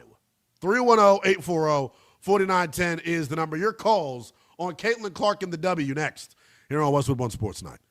The second round of international soccer is now, and DraftKings has you covered. The DraftKings app is now available in all 50 states and includes all markets, bringing the game straight to your fingertips. New DraftKings customers sign up with code Westwood and spend $5 to get $200 in rewards within 21 days. That's code Westwood. In partnership with DraftKings, the crown is yours. Bet with DK Sportsbook. Gambling problem, call 1-800-GAMBLER.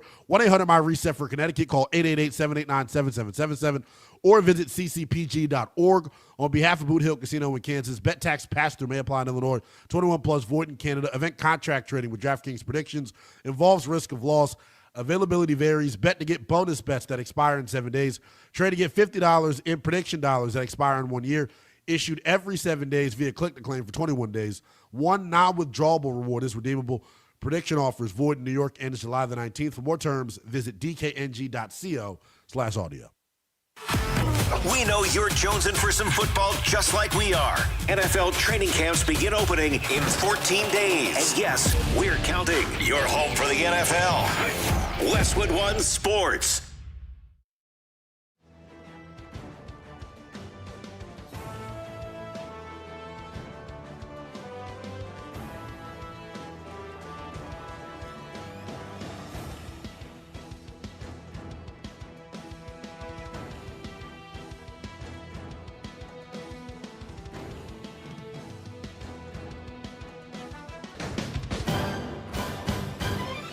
At the tone, the broadcast will begin in 4 minutes, 30 seconds.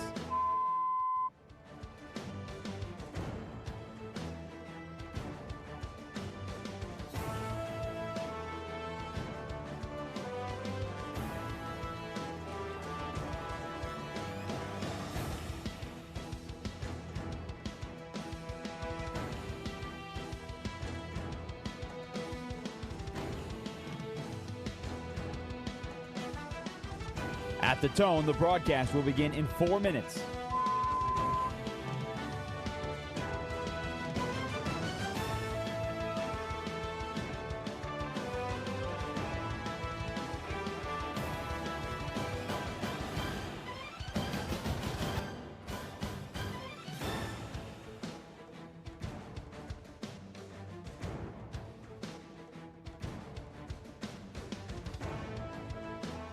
At the tone, the broadcast will begin in 3 minutes and 30 seconds.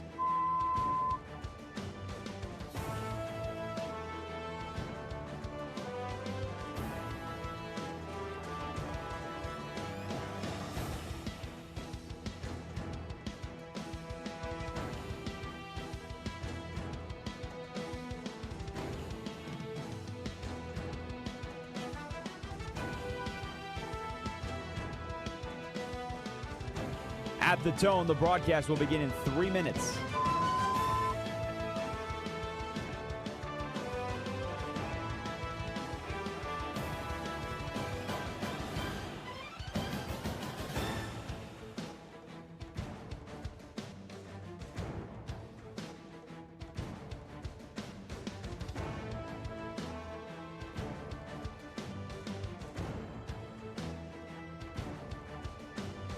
At the tone, the broadcast will begin in 2 minutes, 30 seconds.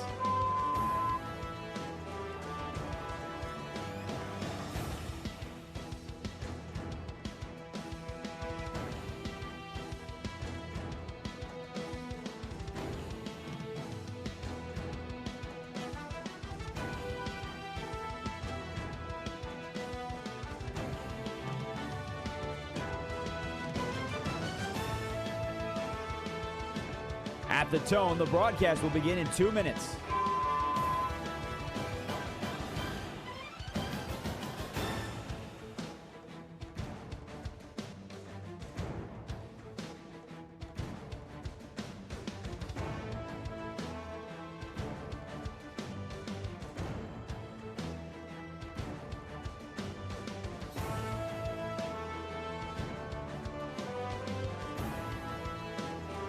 At the tone, the broadcast will begin in 1 minute, 30 seconds.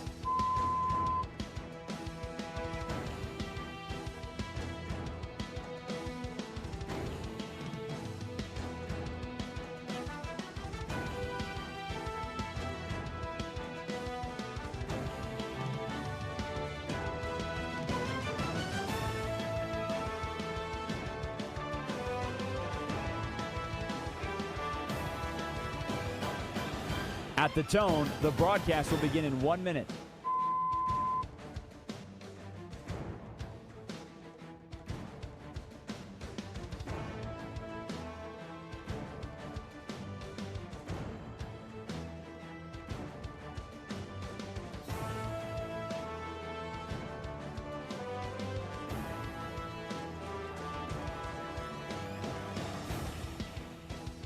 Stations, this is your final time check. At the tone, the broadcast will begin in 30 seconds.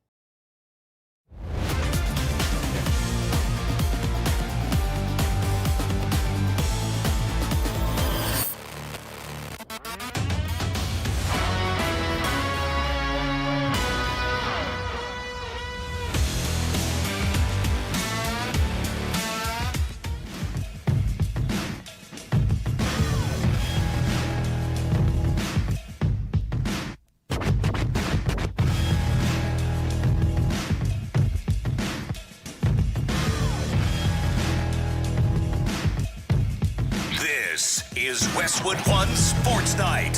Here's Linnell Willingham. What up, good people?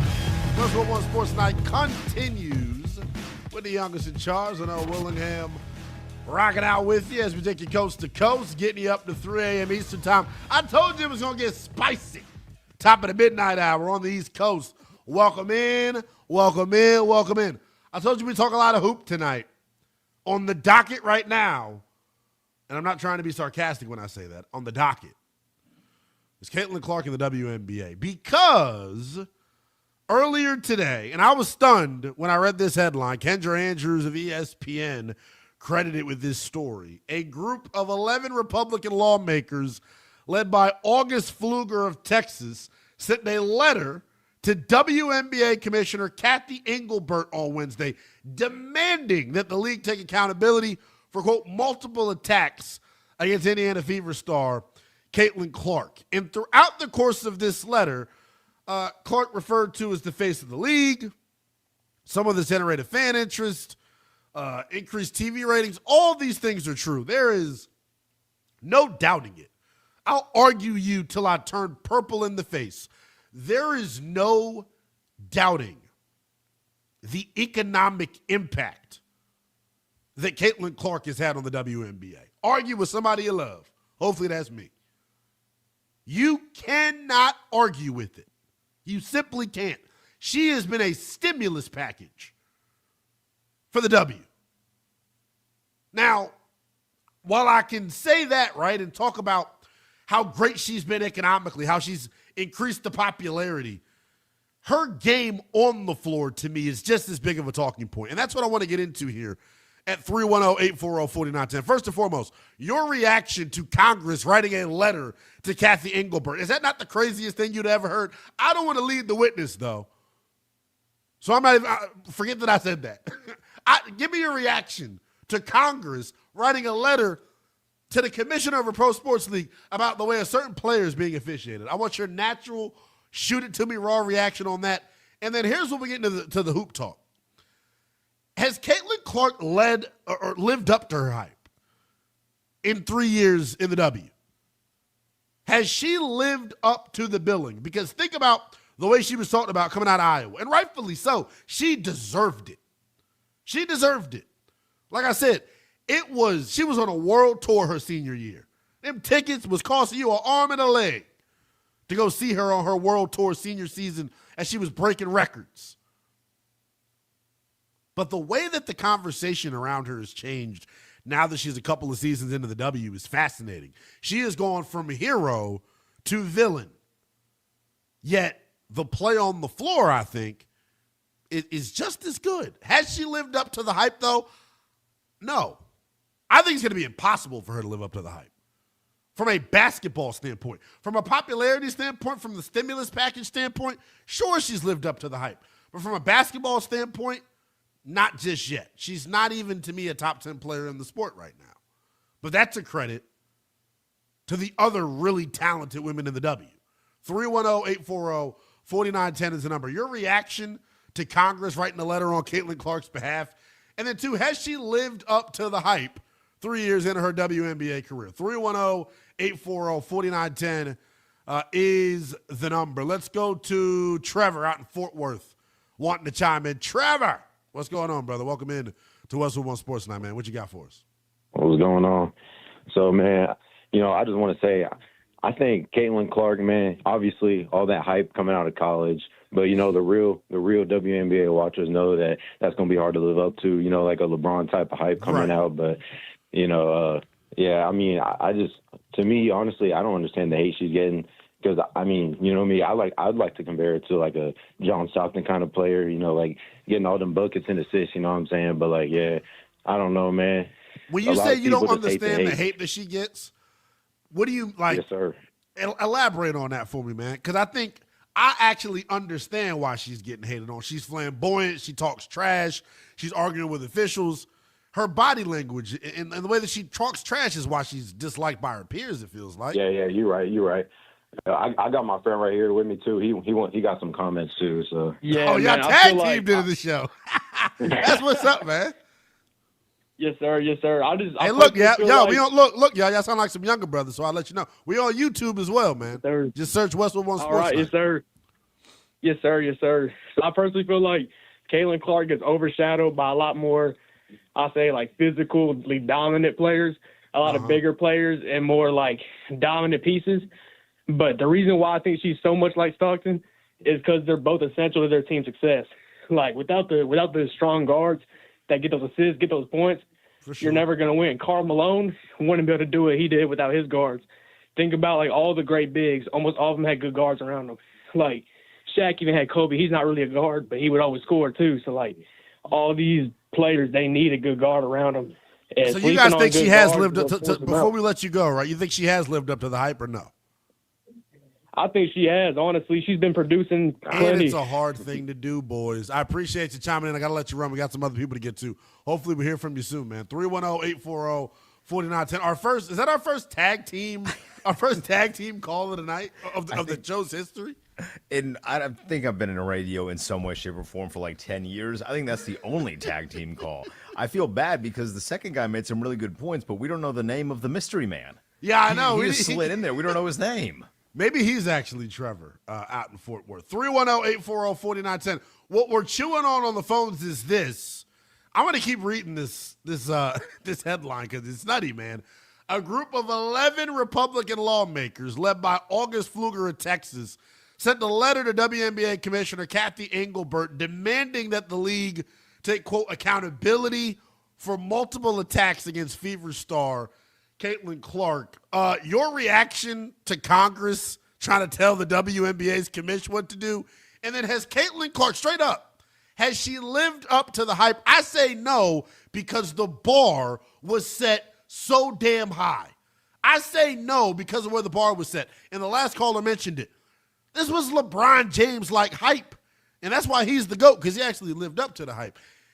She can have a Hall of Fame career and still not live up to that hype, man. They were talking about her being the greatest women's basketball player of all time. LB out in Chicago wanting to chime in. LB, what's going on, brother? Welcome into Westwood One Sports Night. To be chiming in with you guys this evening. Yes, sir. You guys got a really nice show. Appreciate you. As it pertains to Congress, it's unfortunate that they don't have anything better else to do than to harass the commissioner of the W. The reason why people are watching the W is because of Caitlin Clark. Has she lived up to the hype? Too early to tell. She did get them to the playoffs her first season there. But in terms of her chapter being finished, or story being finished, long way from being done. For sure. I appreciate the call as always, brother. Hope to hear from you soon, man. 310-840-4910. I think that's the measured approach. is what we just heard from LB. She had a lot of runway left, to determine where she's ultimately going to fall amongst the game's greats. But I'll give her this credit, right? Anybody that watches the W, anybody that follows this sport regularly, you understand she is out there getting clobbered. She is. But here's what I refuse to kind of succumb to. It ain't because of no damn racism. This isn't no racial undertone. She getting clobbered because that's the culture of this league. They get it out the mud in the WNBA. They play hard in that league. And Caitlin Clark, public enemy number one, she's getting it. 310-840-4910 is the number. Has Caitlin Clark lived up to the hype here in the early point of her WNBA career? And then what do you make of this headline? 11 lawmakers, 11 Republicans, writing a letter to Kathy Engelbert, the WNBA's commissioner, demanding that, other players across the league be reprimanded for how they're treating Caitlin Clark. I've never seen anything like it. Your reaction to it at 310-840-4910. Let's go to Quinn in Dallas wanting to check in. Quinn, what's going on, man? Hey, Linnell. So two things that I agree with you on. Number one is that she is the biggest stimulus package the W's had in a long time. Yes. Number two is that they are gassing up a lot of this in that letter.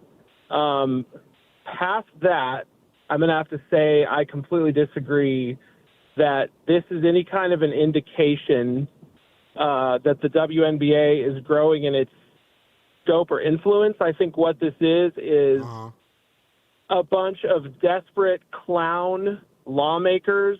8 of those 11 are up for re-election in the next midterm, by the way. Okay. They are just shout out to you doing your homework on that. That's awesome. They're just desperate to attach themselves to something to get some kind of a headline. And look, they did it. I'm in Texas. I don't know who this guy is, what district he's in. I guarantee you he needs some kind of a boost in his campaign, and that's why let's sign on 11 people. Honestly, have you seen anything like this in sports before, man? That's kind of the angle that I wanted to get at with you all, the fans. Like this is unprecedented to me. Having Congress basically saying, "Be nicer to Caitlin Clark." I mean, you hear about Congress. They got involved with the TV rights with MLB. They got involved with the fair streaming for the NFL. All that you've got the whole Brittany Griner thing. That's a little bit different. She was actually held hostage in Russia, so that's kind of a legit headline.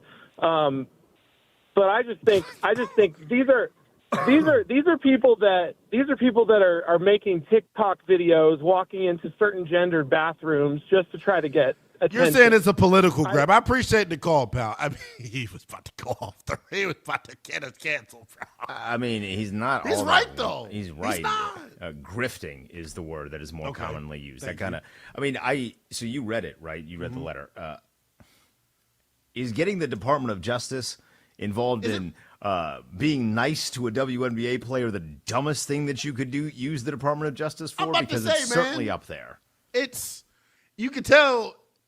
You tell our president is a sportsman. Is what I would say. Big sports guy. Big sports guy. From FIFA to Caitlin Clark to the damn college football Capitol Hill meetings they've been having, man.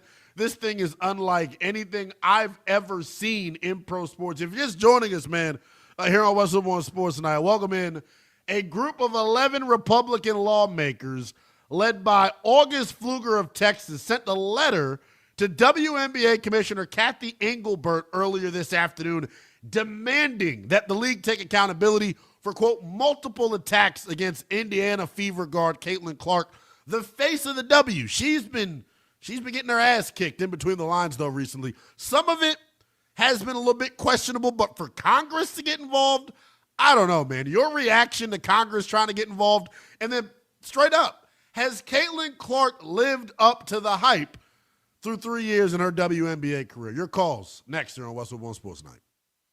Westwood One. We love sports. We love to laugh. We love hearing from you. Talking sports with you, not at you. This is Westwood One Sports.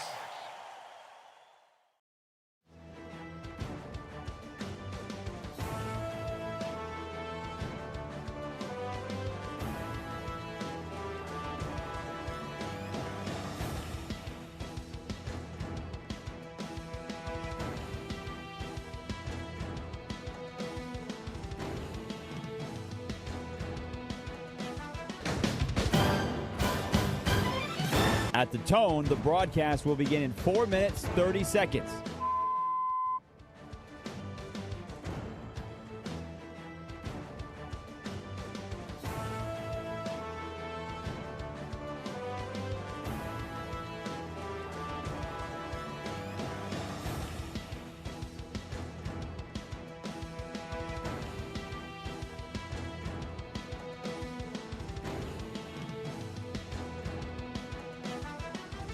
At the tone, the broadcast will begin in 4 minutes.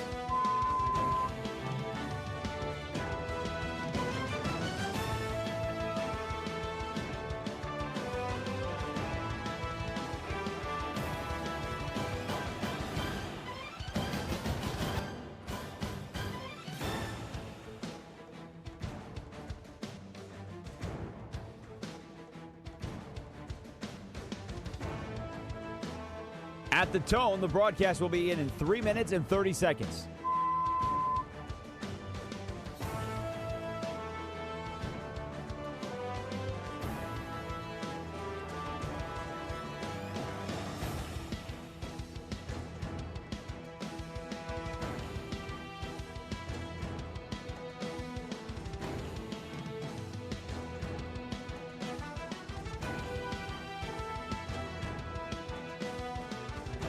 At the tone, the broadcast will begin in 3 minutes.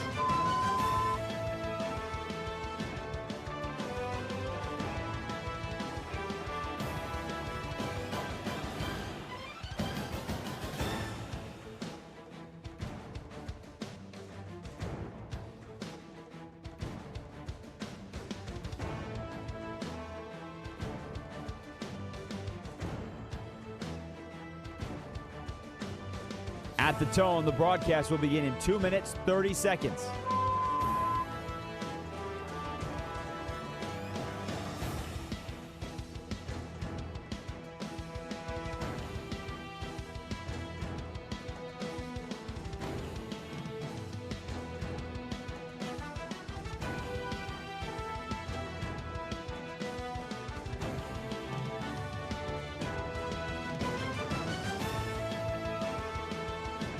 At the tone, the broadcast will begin in 2 minutes.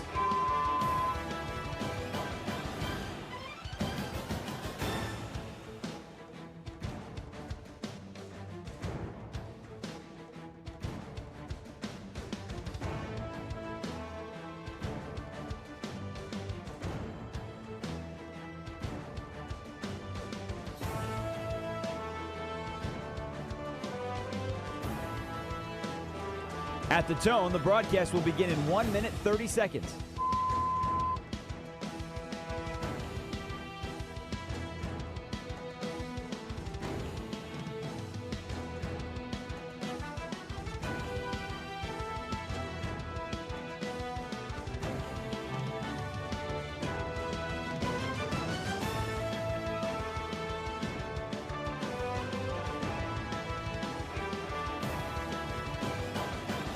At the tone, the broadcast will begin in 1 minute.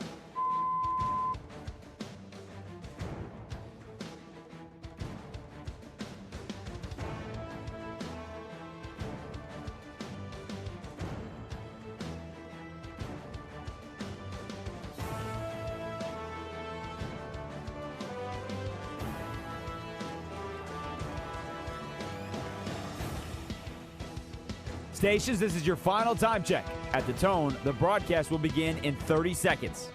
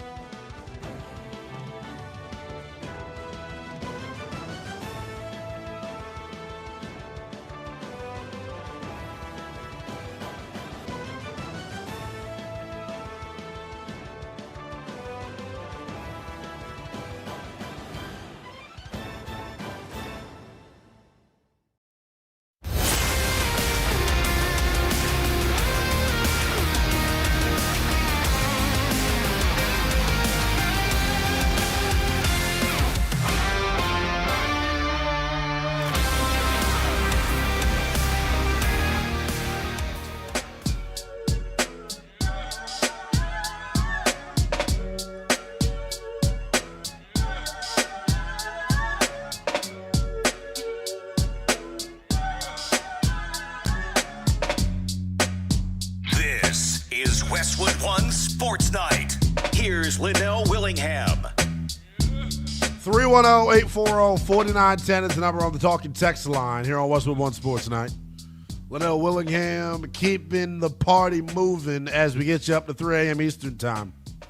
Caitlin Clark and the WNBA at the top of my mind right now after 11 Republicans came out earlier today and wrote a letter to WNBA Commissioner Kathy Engelbert demanding that the league take, quote, accountability for, quote, multiple attacks against Indiana Fever star Caitlin Clark.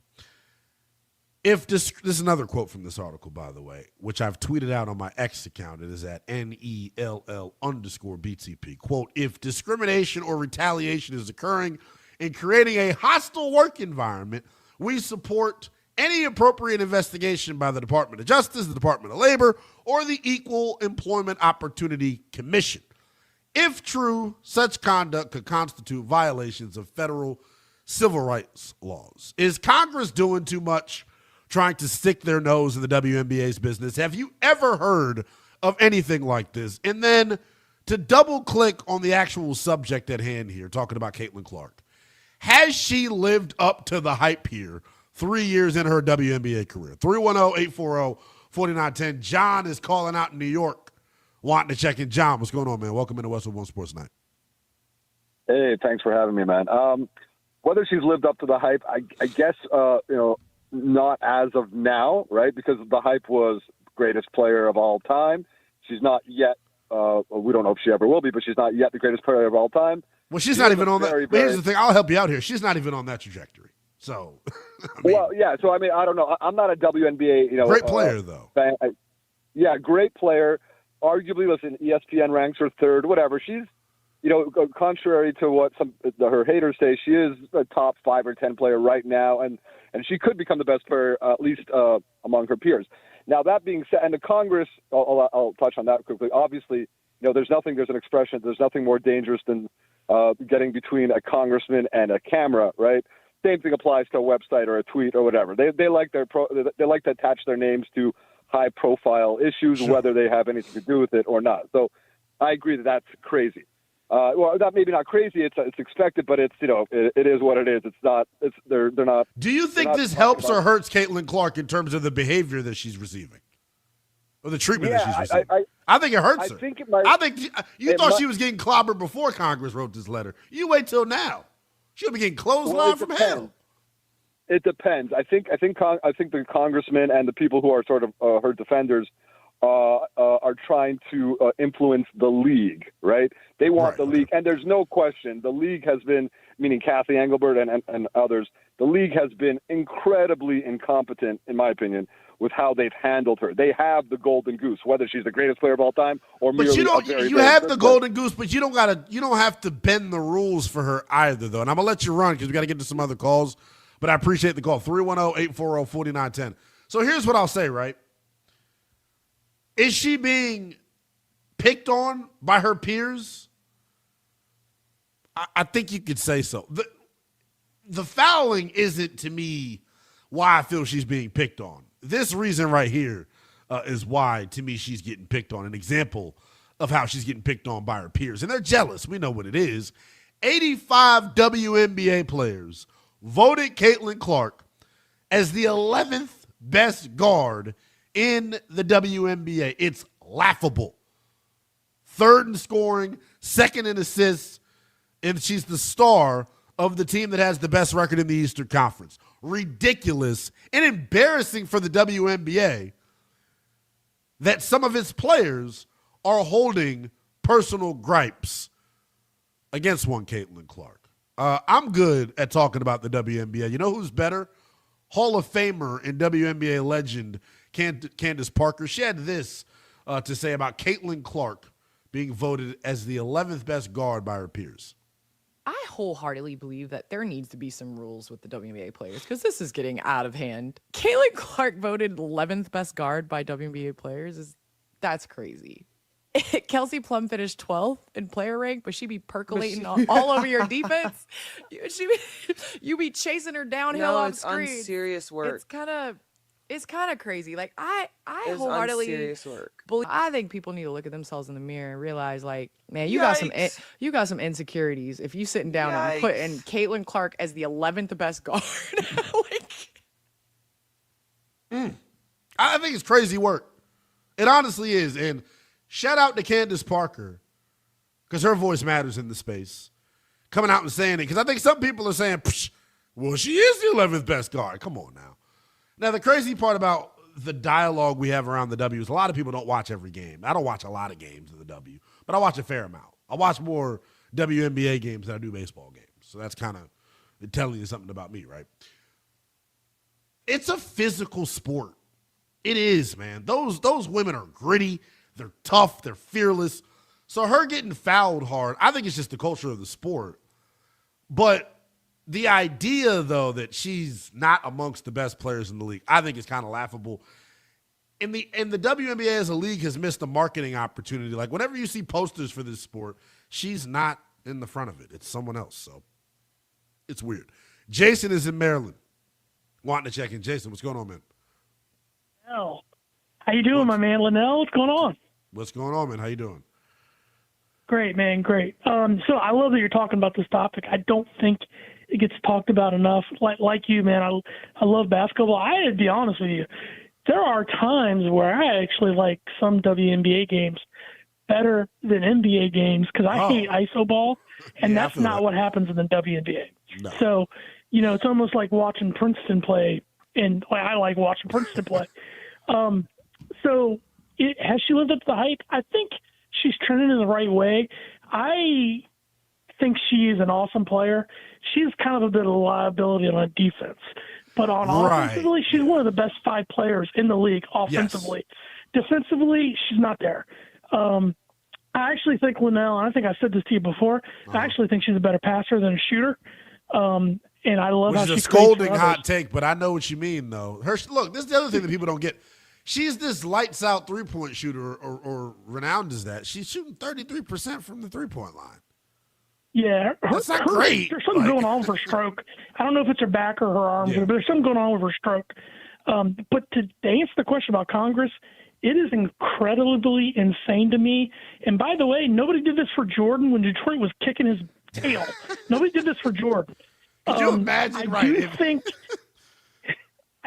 she's targeted. She's not the only person that has been. Recently, Candace I'm messing up her name, is another WNBA star that thought she was being targeted for her orientation. Now, she's not a white girl. She's a young African-American girl who was drafted 3rd overall, I think. But she recently I just give the league. Hey, Jayson, I got to let you run because you got some others up against on the line. But I just – it's hard for me to give any merit to the idea of racially based targeting. Like that, I just am not buying that, man. It's a league that's super diverse, a bunch of different ethnicities, a bunch of different sexual orientations. I don't buy that there's some sort of racial undertone to it. There is something beautifully ironic. I'm just going to fire at the hip here with some of the people that started this conversation with these like lawmakers. They're the ones that have Michael Jordan as their GOAT, yet they don't want Caitlin Clark to have to do what Michael Jordan did, which is overcome the bullying of the Bad Boys Pistons. I mean, right now, if you think about it, in the broad term, that's kind of what she's dealing with. Literally. And instead of being like, fight through it and work through it and all these things, they're like, no, we'll get the Department of Justice to help you out. It's ludicrous in unlike anything that I've ever seen in the world of pro sports. What do you make of Congress coming to the defense of Caitlin Clark? And as she lived up to the hype 3 years in her WNBA career, Sean is in Virginia wanting to check in. Sean, you got a minute as we're up against the clock. What's going on, man? There you go, man. How y'all doing? Welcome Welcome back from vacation. I called in just the other day and talked to Denton about Trumpy Poo calling about the red card. I'm not a WNBA fan, but she has a best friend on there that's on YouTube that fights for her honor and stuff like that. So it's a whole thing. Aaliyah Boston. But just imagine, go figure there's all Republicans doing this. For one, politics need to stay out of sports. That's my whole agenda. But just imagine if this girl wasn't a white girl and she was a sister. Do you think they would have done it? That is for our astute listening audience to to toss and turn over. I appreciate you as always, Sean. Good hearing from you, brother. 310-840-4910 is the number. The one thing that I don't want to get lost in this, I wish we could just talk about her greatness more than the other BS. Like, I think all these other conversations, whether intentional or not, all of these conversations, to me, all they do is take away from her greatness. It pisses people off because it feels like she's being coddled, and it takes away from – she is a special damn talent, man. She can shoot the cover off the basketball, great handle, elite passer. Now, you probably couldn't guard Denton Day. But, I mean, offensively, there's no denying what she is to the sport. I'm eager to see moving forward now that, Congress has come out with this. Will there be any retaliation to the bill? Or not the bill, the letter that was written. A bill may be next. A bill may be next. We're going to keep things on the W coming up on the other side of the break. Bob Myers trying to recruit LeBron via a podcast. That's next here on Westwood One Sports. This is Westwood One Sports.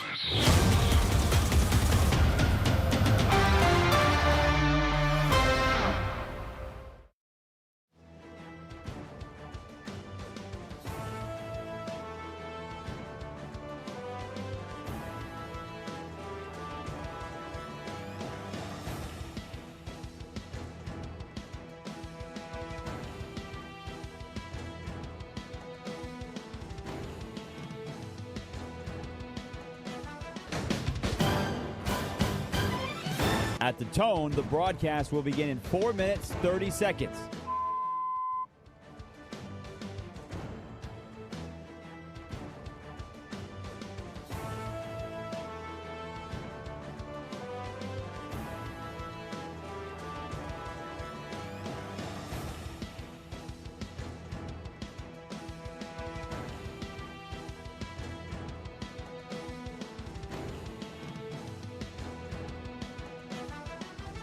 At the tone, the broadcast will begin in 4 minutes.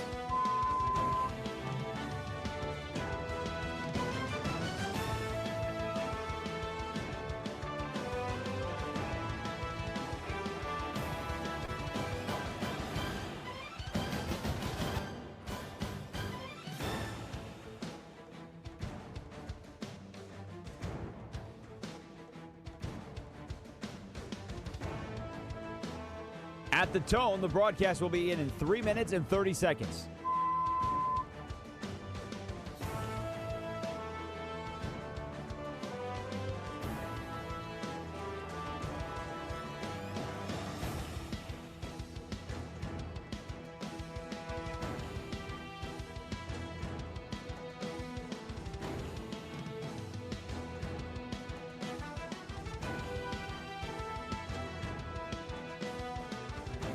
At the tone, the broadcast will begin in 3 minutes.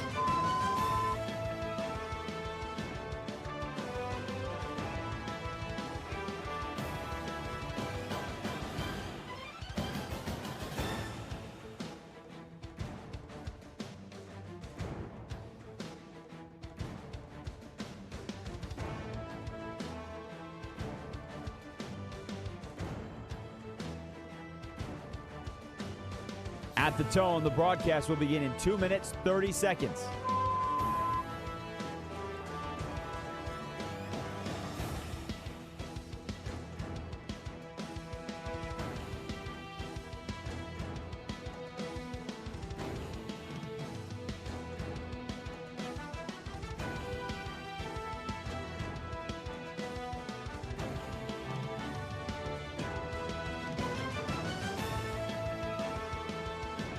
At the tone, the broadcast will begin in 2 minutes.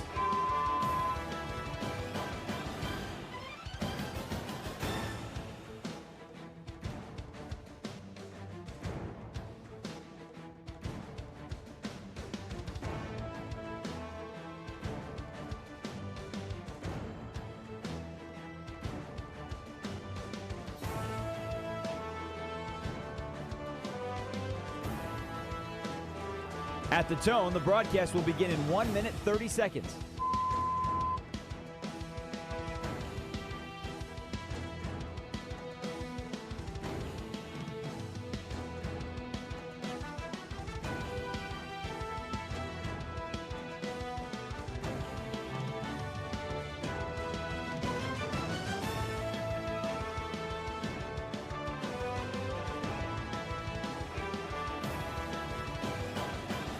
At the tone, the broadcast will begin in 1 minute.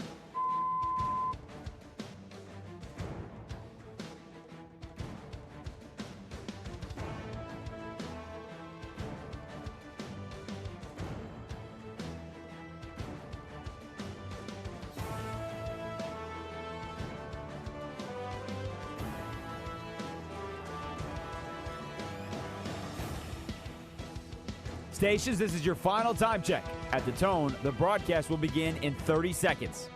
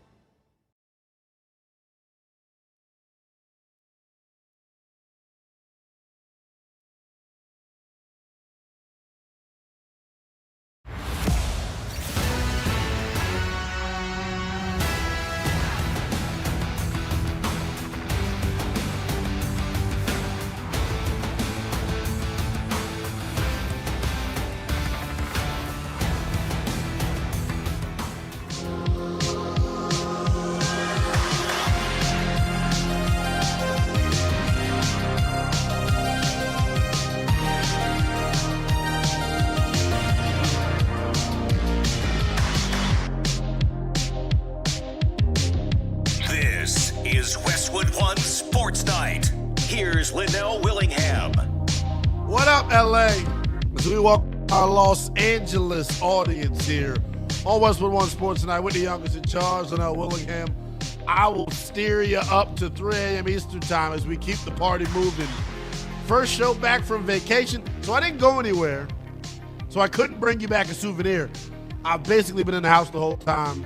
If you were listening earlier, spent $140 at the club. Awful. Awful. I do return bearing gifts, and I got a big gift coming up in exactly 1 hour. We'll be joined by one of the most decorated WWE superstars of all time, Big E, going to stop by Westwood One Sports Night to promote his new book, How I Got Over, Healing from Depression and Psychosis to Find Joy in and Out of the Ring. Big E's story, his testimony is something that's super special.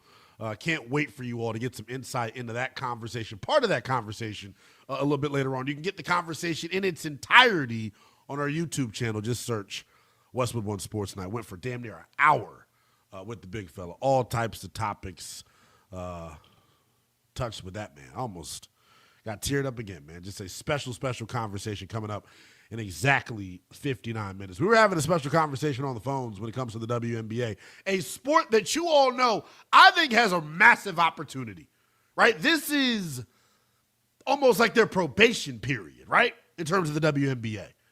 This season, give me storylines, give me good ball, and then when Major League Baseball eventually, inevitably, locks out and has a work stoppage, here comes the W.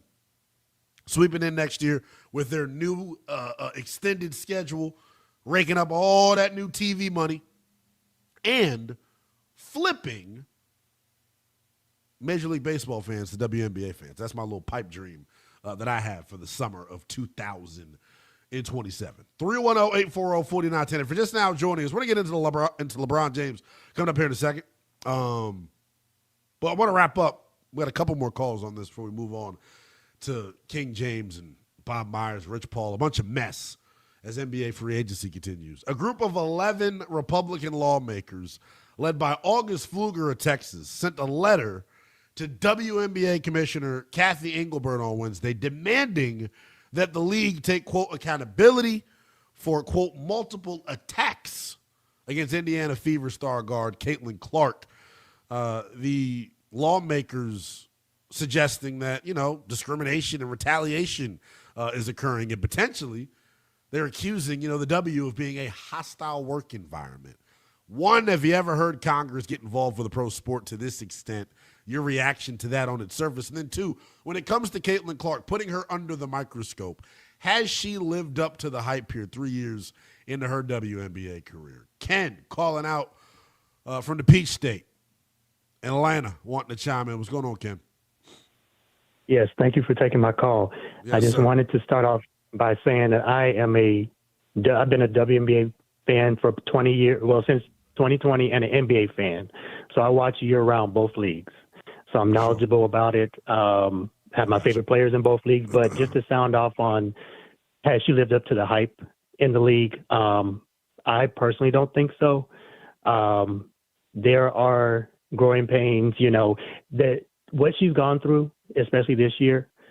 Like I said, I've been watching for years. I've seen players go through a whole lot worse when it comes to brother, the physicality. you know what, man?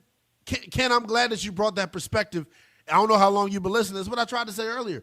If you're trying to hoop and holler about the way she's being treated is racially motivated, you don't know about the W. This is the culture of their league with every young player. Yeah, I'm not saying that what she's going through is racially motivated, but players have been through this before, even in the even like years ago. So this isn't anything new with the physicality. She just has to adjust and be willing to go through it. For them to say it's like a targeting thing or, it's something that is motivated by that, I don't agree with, because again, it's happened with multiple players who've been in the league for years.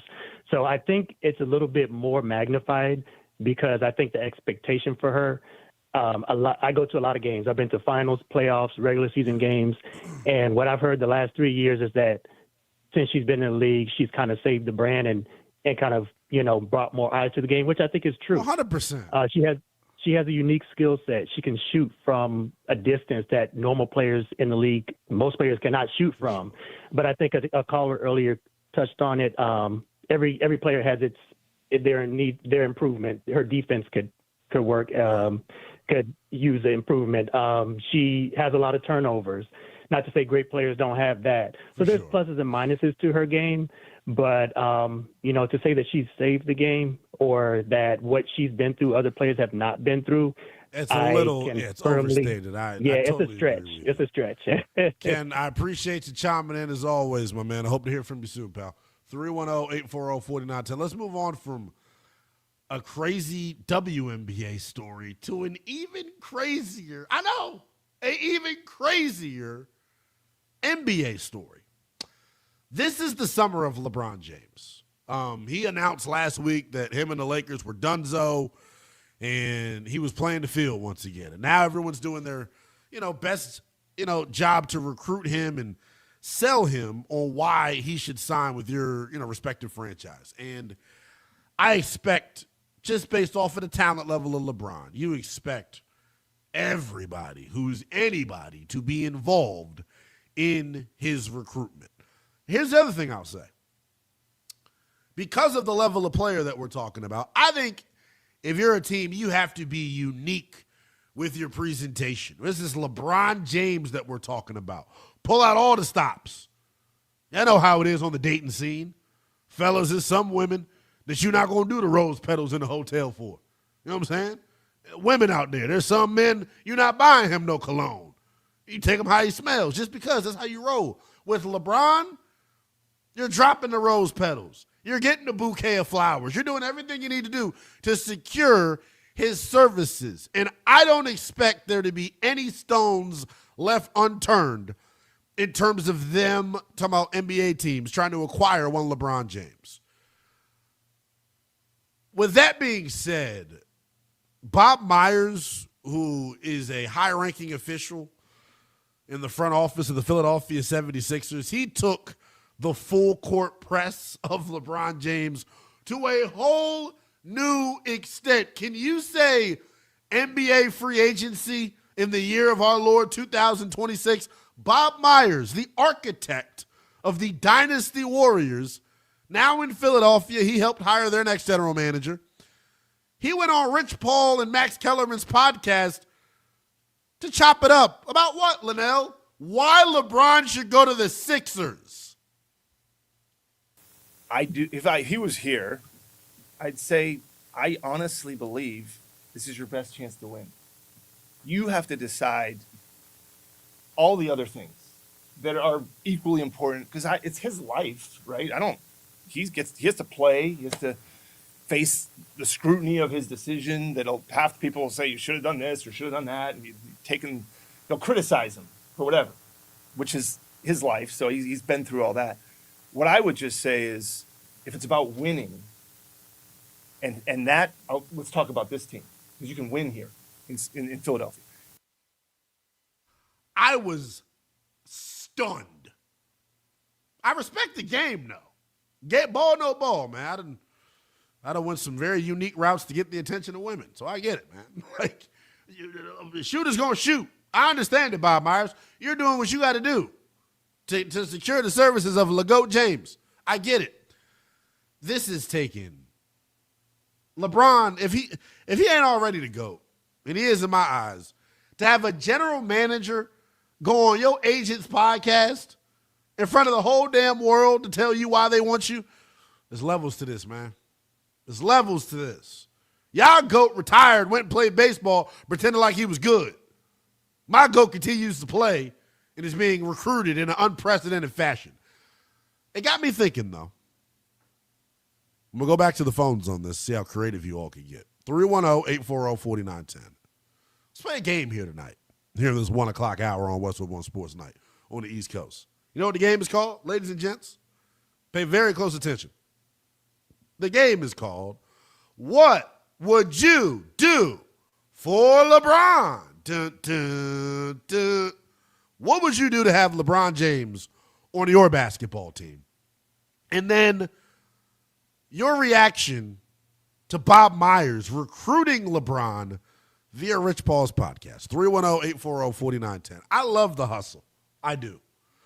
And I've been on the record stating it, right? Once the Jaylen Brown trade happened last week, I think the Sixers are the best team in the Eastern Conference. They also signed Anthony Simons over the weekend, bucket getter off the bench, formerly of the Blazers and the Celtics. He is going to go Kanye crazy next year coming up here for Philadelphia. If they somehow add LeGoat James, you want to talk about legacy?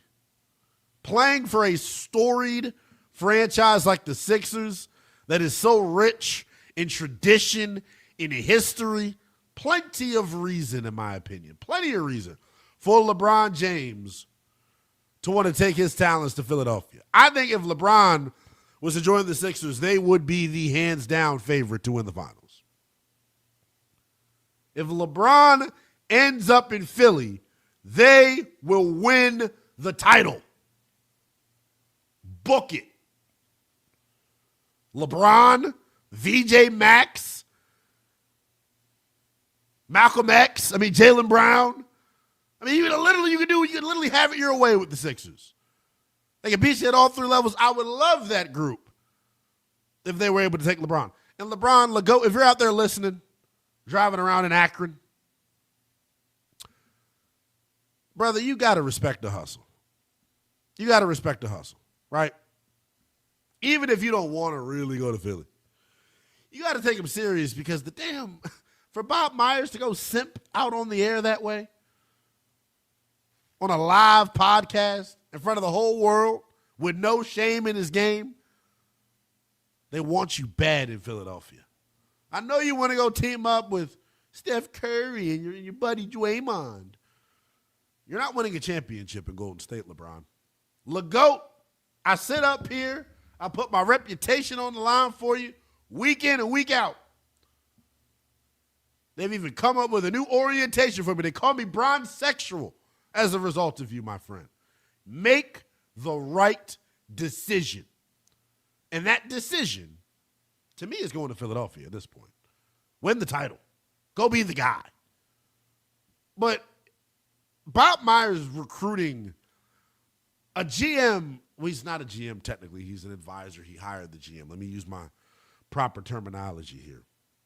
The fact that in the year 2026, nothing says 2K26 more, I would say, right? Nothing says 2K26 more than a basketball franchise recruiting a free agent via a podcast of the agent of the player. Nothing says 2026 more than that. I love it. I really do. Because I want all the insider trading. I want the insider information. I want to know how the sausage is made. Right? But for Bob Myers, like, if you don't land them now, holy cow. That's like doing the promposal bit and she says no. Like, is it even insider trading at this point? It's pretty open. It's pretty because public. I mean, they're just publicly sitting there, a nice, well-lit room, some camera people, a couple, multi shots going on there. Were you being sarcastic when you said that? That's the other weird part about this. They're doing it. It looks like they're on a date almost. Like the lights are kind of dim. I mean, poor Max Kellerman. He's looking around like, what am I in this scenario? Right. Why am I here? It's third wheeling, man. Third wheeling at his finest is what you saw out of Max. By the way, they do a pretty damn good job. I'm a fan of what they do. I love Rich Paul. People hate on him because they feel like, him and Bron are trying to monopolize the league and take control. That's what you're supposed to do. When you got clout, you use it. I'll put it to you like this. Fellas out there, if you pulling an Aubrey Drake Graham and getting spray tan surgical abs or whatever the hell Drake did, you ain't doing it to have your shirt on at the beach. Huh? You pick up what I'm saying? If you're a woman out there and you got a BBL, you ain't doing it to sit on it. I'll tell you that. You're going to be on the beach, cheeks out. You don't go to Dr. Miami and not be on the beach. You don't go get veneers and not smile in every damn picture. So, no, I don't blame Rich Paul and LeBron for flexing their muscle and showing off. That's what they're supposed to do. They earned the right to be courted in this fashion. They earned it. Don't hate the player, hate the game. That's all I got to say about it. 310-840-4910. If you have any reaction to Bob Myers and the Sixers trying to recruit LeBron via a podcast, we'll take it at 310-840-4910. I also want to get your thoughts on where you want LeBron James to end up next. 310-840-4910 is the number. We'll go from the hardwood to the gridiron coming up. There has been one saga that has really captured the hearts and imagination of NFL fans out there throughout the past couple of weeks. I'll give you the details in the latest chapter in Aiyuk and the Commanders. Next, here on Westwood One Sports Night. The stories that matter from the brand you trust. Westwood One Sports.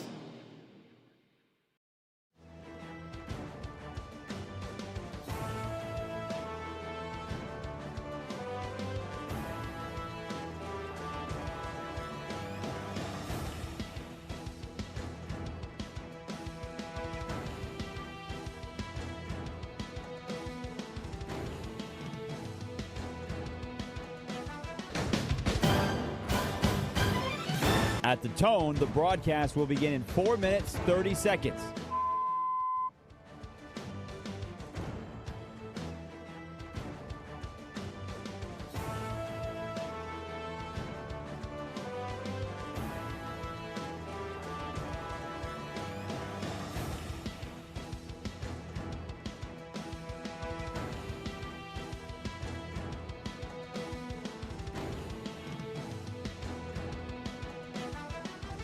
At the tone, the broadcast will begin in 4 minutes.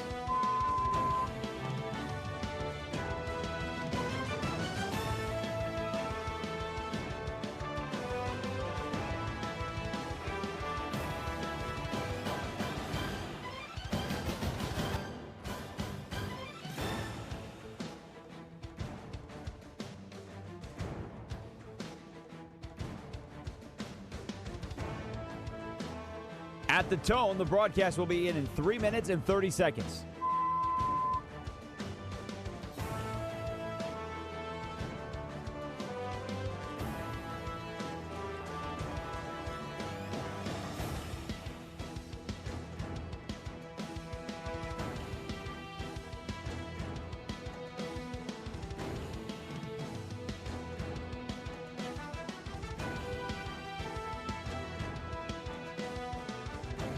At the tone, the broadcast will begin in 3 minutes.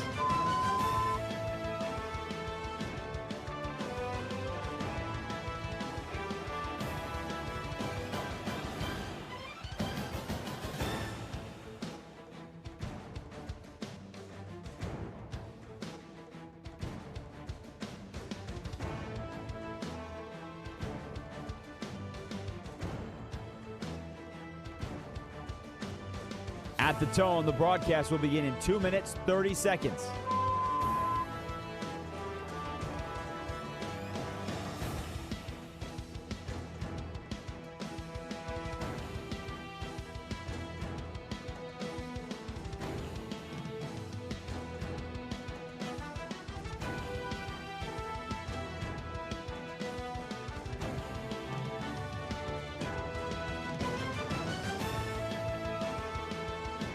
At the tone, the broadcast will begin in 2 minutes.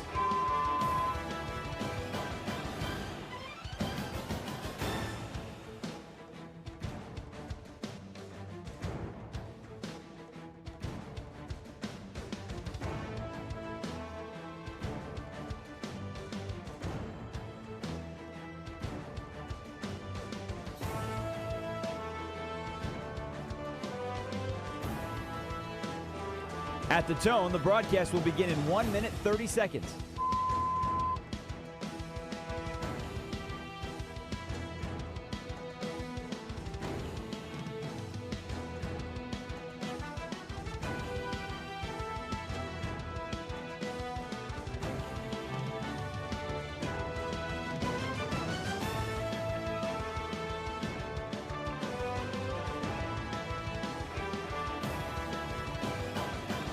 At the tone, the broadcast will begin in 1 minute.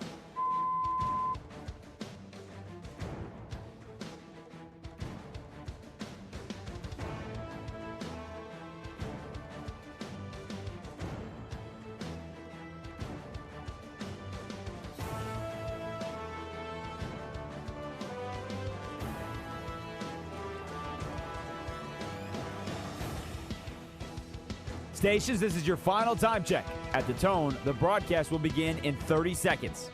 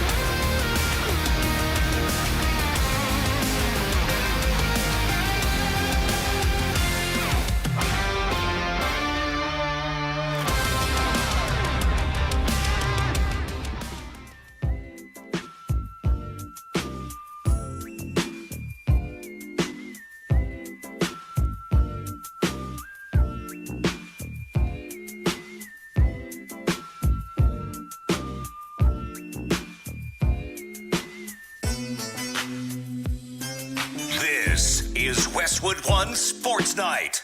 Here's Linnell Willingham. What's up, family? Party continues. We get you up to 3 a.m. here on Westwood One Sports Night. Youngest and Charles and Willingham back in the saddle. Massive, a big guest, I would say, coming up in exactly 48 minutes. Our guy, Big E, one of the most decorated WWE superstars in the history of the business, going to stop by Westwood One Sports Night, 2 a.m. Eastern time to promote his new book, How I Got Over, Healing from Depression and Psychosis to Find Joy in and Out of the Ring. Big E's testimony, one of the best out there. So make sure you are locked into the program coming up 2 a.m. Eastern time. Right now, though,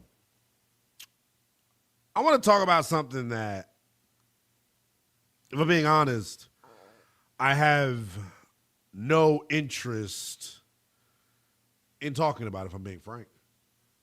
What do you mean? You're about to talk about something you don't want to talk about, Linnell? Yes. It's exactly what I'm about to do.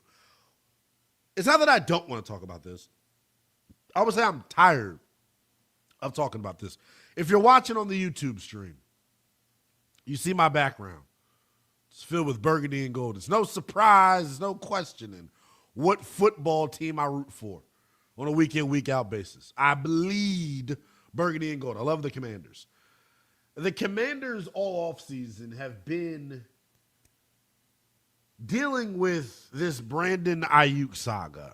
And the way that he's carried himself on social media, initially, and really up until today, if I'm being frank about it, I'm not going to say I've been in his corner, but I've been a lot more understanding of the situation. I've been much more willing to give him a benefit of the doubt than others have been. We've heard CTE being thrown out. People have ignorantly compared him to Antonio Brown. The situation between Aiyuk and the Niners, even to this day, antics aside, no one knows exactly what happened. So as a result of that, speculation is running rampant. With each social media post that Brandon Aiyuk makes, the more criticism, the more blows get thrown in his direction. And we're now at the point, here on July the 9th of 2026, we're now at the point where I don't believe he's going to play football in 2026. I do not believe he plays in 2026. For the life of me, I've been willing to give him the benefit of the doubt, but now dragging Jayden Daniels into it, and that's what's happened here, right? Dragging Jayden Daniels into it is where I draw the line, because this has nothing to do with Jayden Daniels. And look, whether it's fair or not, I used to hate this growing up, by the way. And I'm sure somebody out there with kids is probably like, well, youngster, your folks was right. You know what I hated being told growing up? That pissed me the hell off? You are who you hang around. No, I'm not. Do not say I am. I think it's the dumbest phrase that has ever been said by older people growing up. You are who you hang around. You're the company that you keep. I call poppycock. No, I'm not the company that I keep. Just because I got a friend that can't act right and won't get his head screwed on straight doesn't mean that I'm a jackass. That's how I feel about Jayden Daniels. This whole situation, even with Aiyuk tagging Daniels on socials, this to me has no bearing on how I view Jayden Daniels from a maturity standpoint. He's done nothing wrong. Nothing at all throughout this. The thing that's frustrated me, though, and where I've lost patience with Aiyuk, see, initially, your social media games were only impacting you. The moment you start mentioning other players, your best friend, that's when I take issue to it. You're now distracting others, right? That was the thing that my fourth grade teachers used to say to my aunt and uncle when I got kicked out of class. He's a distraction to others. He won't stop talking in class. Well, look at me now, Miss Chang. I'm talking for a living. But no. You can't you can't hold Jayden Daniels accountable in this situation. I don't think it'd be fair to look at him differently in this situation. I am beginning to look at Brandon Aiyuk differently. He posted on social media today. Shocker, guys. I woke up. You're breathing. I'm breathing. You got a pulse. I got a pulse. And Brandon Aiyuk posted on social media. It's starting to become like clockwork. That's why I'm getting annoyed with his ass. Brandon Aiyuk today on social media spoke once again on the quarterback of the Washington Commanders, Jayden Daniels. This time sounds like a cry for help. He said, I don't do that internet, bro. Hit my phone if you got to talk to me, bro. You got my number. And I called, he don't answer. Hit my phone, bro. It's important. It's the money on the line.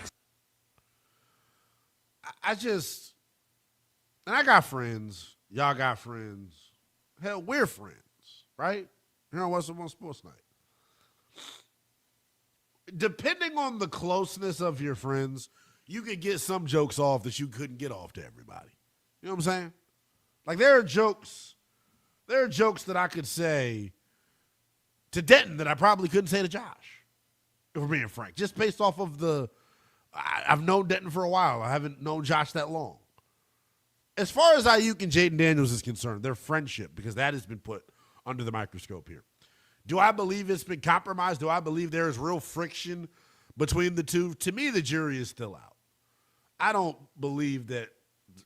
I know this is probably making me sound like an idiot, but I still don't believe that Brandon Aiyuk is a total jackass. Despite all of the antics, despite all the shenanigans, I'm willing to give him the benefit of the doubt. I am. What's fascinating about this situation with Aiyuk is that he's currently on the didn't help me out here. Is it the do not report list? He is on the reserve away from the team list. So there we go. If he doesn't show up to camp, he'll get put on the do not report list. But he's got to get reinstated by the National Football League. Well, right now, he can't even show up to camp. He needs to be like the reinstation. The reinstating process has to be the first thing that he does. So Brandon Aiyuk's got to get reinstated first. And once he does that, I believe it'll clear the way for San Francisco to cut him. I think he's going to get cut with no real hassle. Where I think the hurdle is going to come is San Francisco is entitled to some of his signing bonus back because he did not do what he was supposed to do. And that's where he's really starting to make himself look like a jackass. You pissing money away. And I can't get down with that. Throwing money away. And for those that are unaware, maybe they're not paying as super close attention.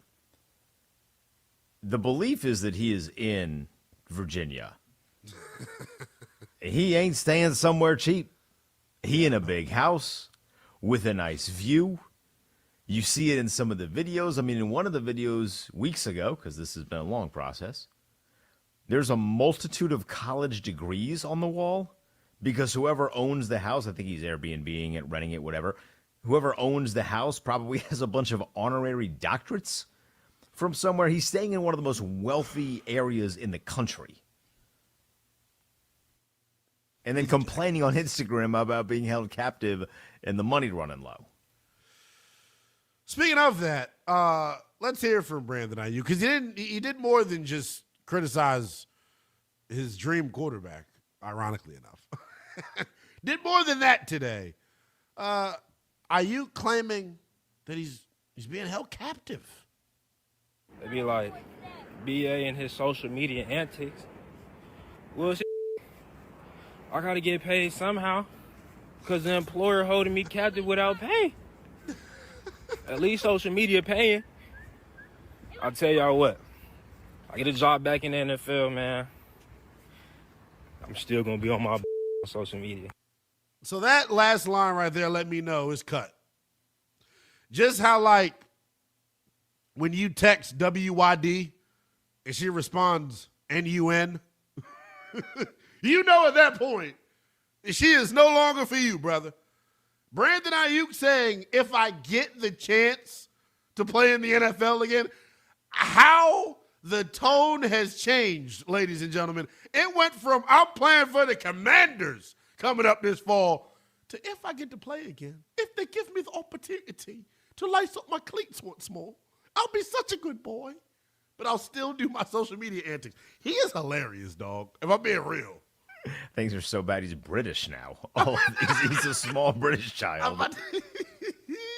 It's nutty, bro. I mean, I thought the funniest one was when he was doing it felt like it was like a 90s commercial bit where he's trying to get people to go buy tickets to Commanders games. Gosh. He's just like standing in a hallway, commanders.com. And I'm like, that's actually funny. Like that's a funny thing to do. He is, he's been amazing with the bits. I hate that we're about to make this parallel, but damn it, let's do it. We got an update on Brandon Aiyuk. We also have an update on another troubled NFL star. Detroit Lions corner Terrion Arnold, who we know was famously arrested about a week and a half ago for armed robbery, conspiracy charges, a litany of felonies being slapped on this brother for. I'm going to quickly explain the story. He got robbed by some folks, and he tried to do his best Pooh Shiesty impersonation and get it back in blood, so to speak, and he robbed the wrong people back. It's trifling. It's terrible. There's no place for it. It's ignorant as hell. But he is he was released on $1 million bond. He cleared waivers, so the Lions released him. He cleared waivers. That shouldn't have been a surprise. I initially thought he was going to get picked up, but then when you think about the lack of certainty and clarity with the case, to claim him off of waivers for a team would be irresponsible. So he cleared through waivers, but according to his representation, his attorney, and Adam Schefter, he is expected to meet with several teams coming up here within the coming days and weeks who have interest in him. 310-840-4910. Who has a better chance of playing football in 2026? Terrion Arnold, who committed armed robbery, or Brandon Aiyuk, who was going cuckoo on the job in real time? 310-840-4910. And I don't mean to make light of the situation. I just think the parallel between the two, well, they're both in peril, but the parallel between the two brothers in peril is nutty. I think you're allowed to make light of the situation. I mean, Brandon Aiyuk is being looked at as like this massive problem child when literally all he's doing is taking videos of himself.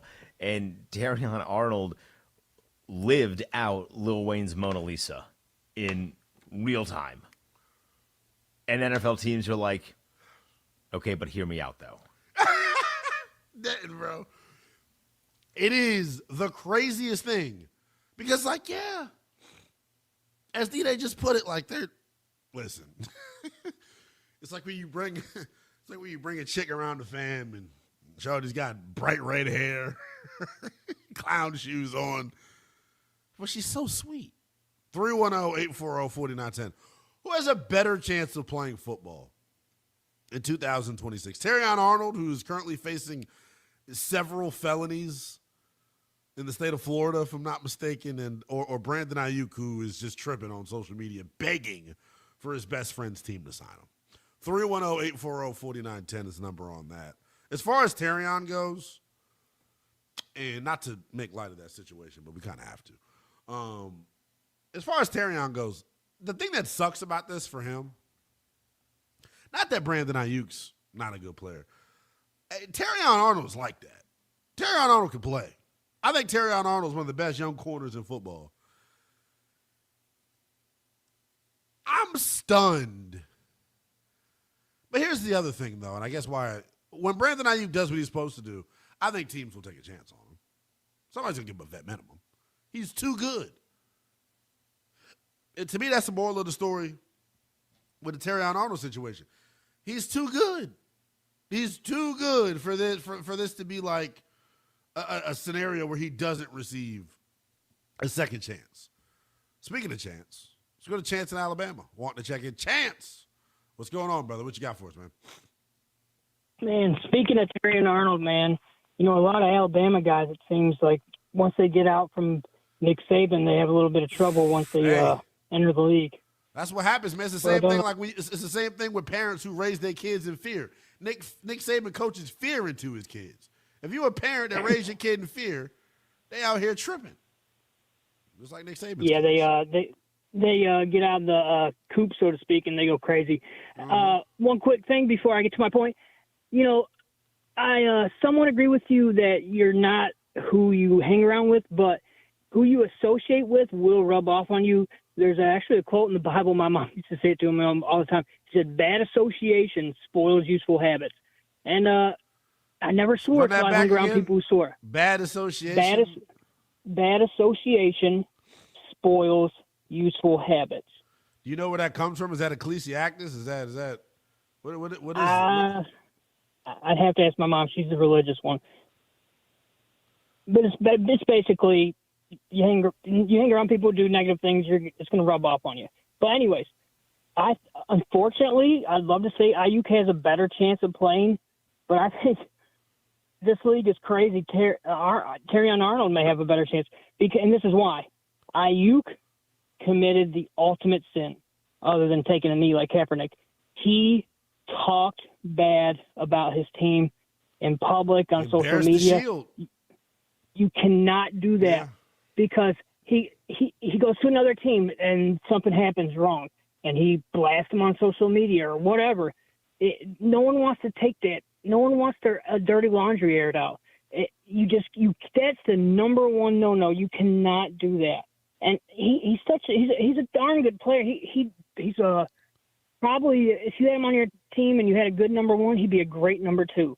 I'd love him to be a Buffalo Bill. He's a bona fide top 12 dude, brother. I don't think there's any arguing the talent. I appreciate the call. Corey out in Baltimore wanting to check in. Corey, what you got for us, man?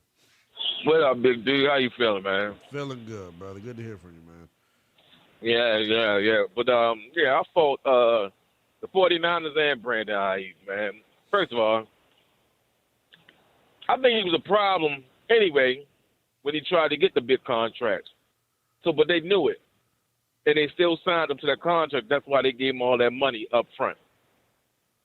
Secondly, the dude is a nut job, man. Ain't no way in the world. What he signed? Like a $100 million contract for 4 years, 3 years, or 4 years, something like that?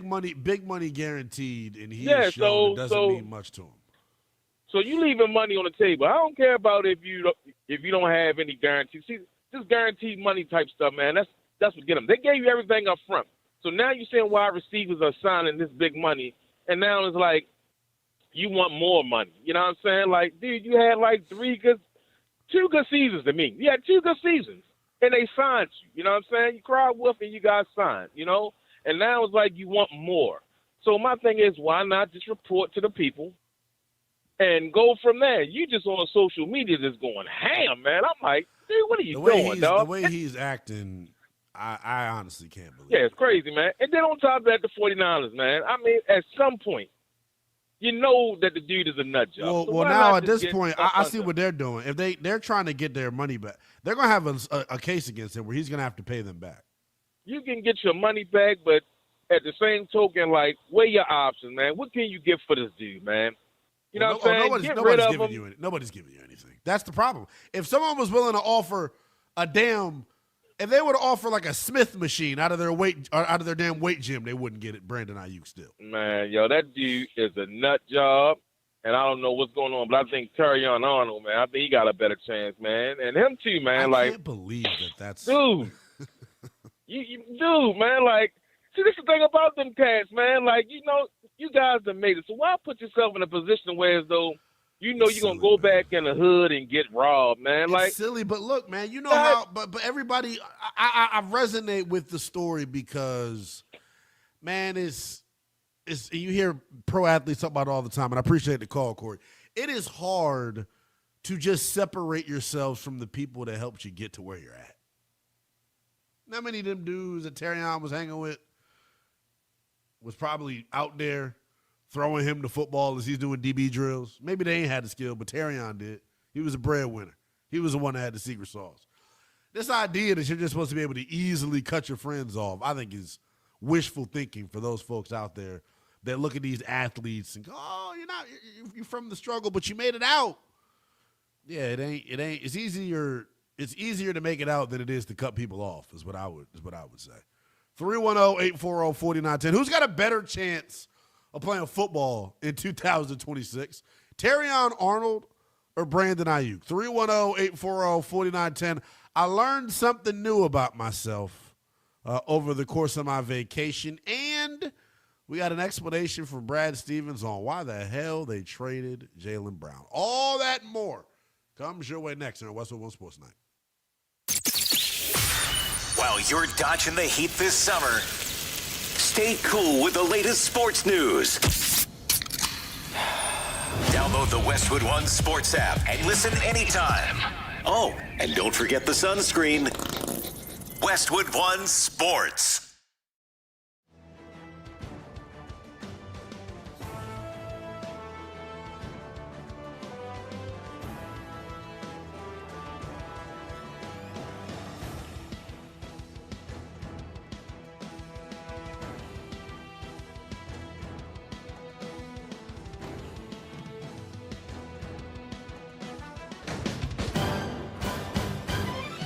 At the tone, the broadcast will begin in 4 minutes, 30 seconds.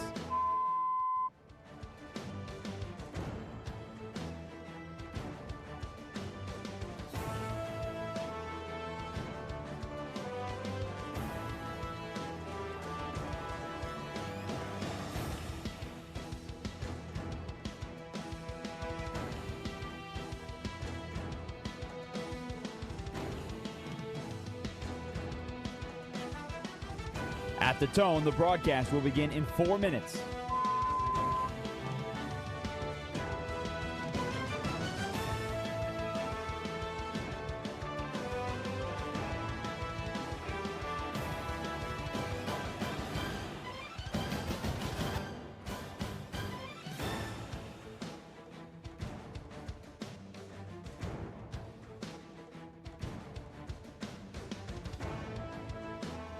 At the tone, the broadcast will begin in 3 minutes and 30 seconds.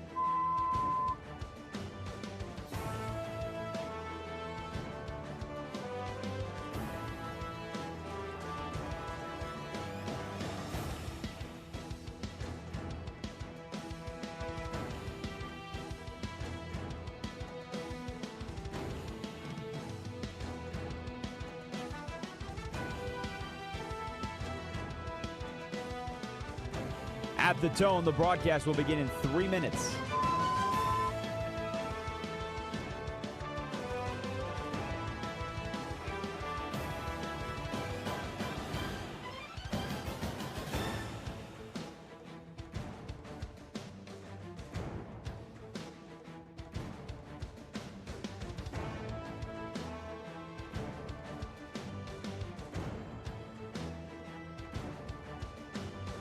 At the tone, the broadcast will begin in 2 minutes, 30 seconds.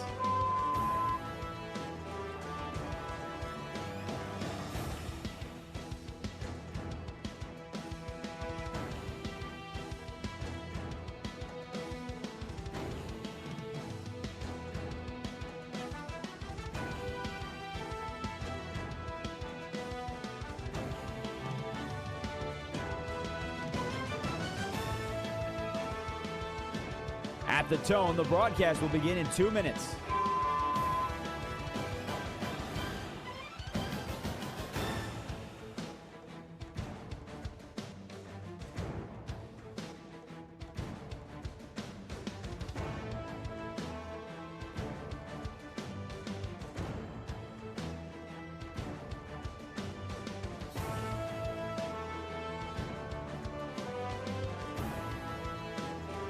At the tone, the broadcast will begin in 1 minute, 30 seconds.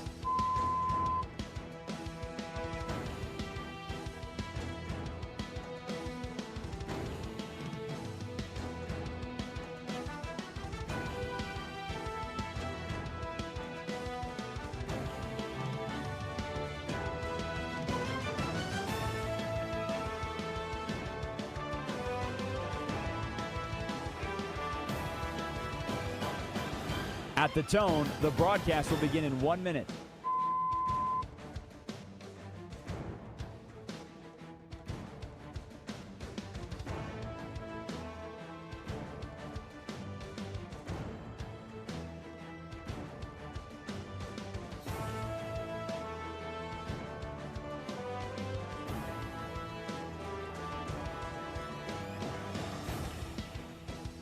Stations, this is your final time check.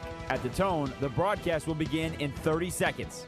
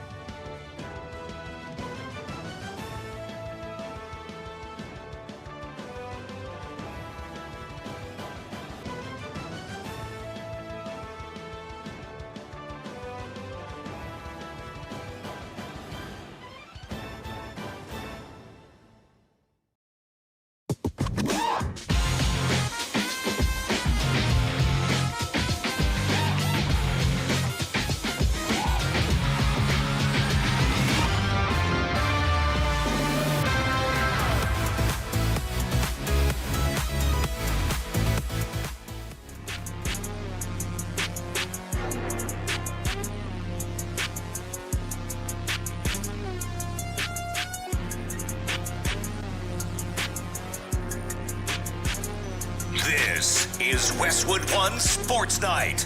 Here's Linnell Willingham. Yes, indeedy. Yes, indeedy. Westwood One Sports Night continues as we get you up to 3 a.m. Eastern Time with the youngest in charge, Linnell Willingham. Did I say that already? I think I did. We got a lot more to get to here in the final hour and change of the program. Remember, a bunch of different ways you can check us out. You can be like, y'all come up with some, I'll be honest, y'all my people. I rock with y'all. Y'all come up with some ridiculous-ass YouTube names. What the hell is Air Teeth Cali? What you got, air in your teeth? That mean you got a gap? I got a gap. You can see on the YouTube, I got a gap too, brother. We one and the same, man. Air Teeth Cali says, I sat in the SUV listening until I found this live. Then I ran in the house. Shout out to you, man, on 97.1 out in L.A. listening to us. Cali cool. We had a lot more to get to here in the final hour. I have a confession to make. I'll do that. Coming up here momentarily. I'll do it now. And the reason I'm calling it a confession is because when I told the story earlier, a lot less people were listening. So it's really a confession now. People are going to start judging me. People are going to start pocket watching. I know how y'all get down. As a 28-year-old man who is single, the reason I go out, one, let me not even try to do some elaborate countdown. I go out for women. I go out trying to meet women. I'm trying to find the love of my life every time I step out this damn apartment. Are you kidding me? So this weekend, Saturday, I got invited to Darna. It's a club out in Arlington, Virginia, right? And I'm thinking, okay, go to Darna. I know the type of crowd that's going to be there. A bunch of beautiful Ghanaian women, right? Because the Ghana World Cup match was on. So I'm like, okay, my night going to start and finish at Darna. I got my ride share situation situated. We cool, and I could throw back as many shots as I could afford. And we'll get to that in a second, what could I actually afford. But no, get to Darna. And the parking situation was a little bit suspect. So it took forever for my Uber to get in. We eventually let us out. My boys are leaving the spot, though, trying to convene at another spot. And my one boy that I was with did the most rookie move ever. And it's not a rookie move because I understand what his intentions were. He's on the same time that I'm on. Two of my boys, we're in a friend group of like 6. 2 of my boys went back in to collect their things on behalf of the other guys. And my one boy tried to go in with him, but he went in last. And he's a shorter fella. I'm about 6'1" and 3/4. He's standing at a good 5'6", 5'7". And the security guard, like Roy Halou, I'm saying Roy Halou because he wasn't black. Adrian Peterson stiff-armed my friend, not in his face, but in his chest, several times. And my friend, you know how drinks are flowing. You stiff-arm a guy in the chest, he gets rowdy back. I didn't tell this part of the story earlier because I couldn't. But I can tell it now that the FCC clearances have passed. The dude, the security guard, basically is like, man, I'll air this whole thing out. I'm like, dog, whoa. You're the one that initiated the physicality. He didn't like that my friend had some very choice words for him once he decided to push him. That's here nor there. It's like 102 degrees outside at 10 o'clock at night. I'm sweating. I've already sweated my shirt through. Lucky for your boy, I carry a spare shirt.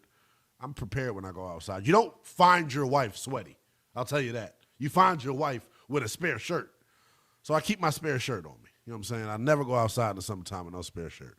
We moved from Darna to Lucky Bar. Now, Lucky Bar is a very well-known bar in D.C. You can catch a lot of athletes there. You never know who you can catch at Lucky Bar. People pop out to Lucky Bar. It was a $20 charge to get in. I wasn't for Lucky Bar because I knew what Lucky Bar comes with. You don't go to Lucky Bar to just stand around and mingle. You post up in a section and you people watch. People watch, I mean women watch. You scope and you try to find, like I keep saying, you try to find the love of your life. At Lucky Bar, as we get into the bar, mind you, I had to pay $20 to get in. But then when we're in the bar, or we're in the section in the club, my friend taps you on the shoulders and says, yeah, bro, send me $120. What? What? Why would you mean send you $120? Why am I sending you $120? because that's the price it costs for 6 people to split a bottle in a section. $4.50 minimum for a bottle, 2-bottle minimum. It's nasty work. I'm in a section partying with people, not really partying because I'm 6'2", 280 pounds. I can't get jiggy with it. It's nasty work in there, man. Moral of the story, I lost $140 this past weekend, and I'm never going to the club ever again. I am hanging up my jersey when it comes to the club. Any of you idiots out there that think you got money, oh, I'm popping it. I don't care how rich you are. If you're stupid enough to waste your money in the club on a section, spending $1,200 for a bottle that you can get for $27.99, you'd have lost your damn mind. Final hour of power comes your way next. And WWE legend Big E going to join the program next here on Westwood One Sports Night. This is Westwood One Sports.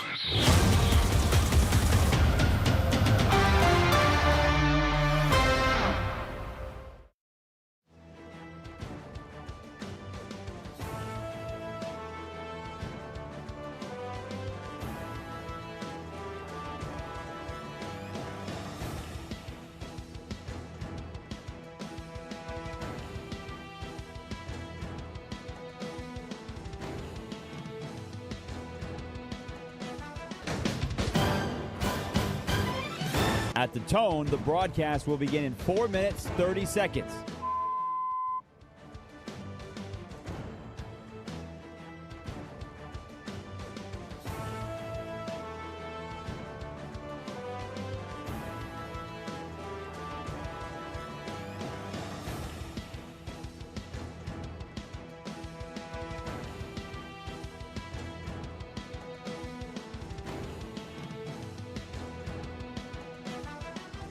At the tone, the broadcast will begin in 4 minutes.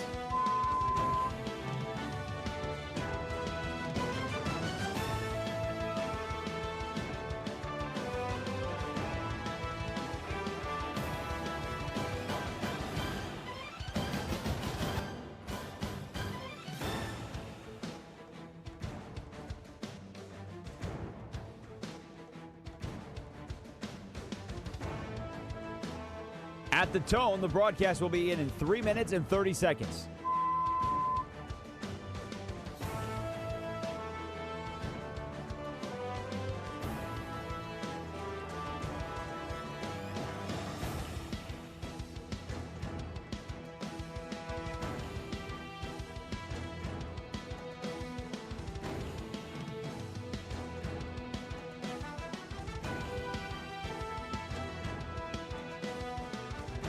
At the tone, the broadcast will begin in 3 minutes.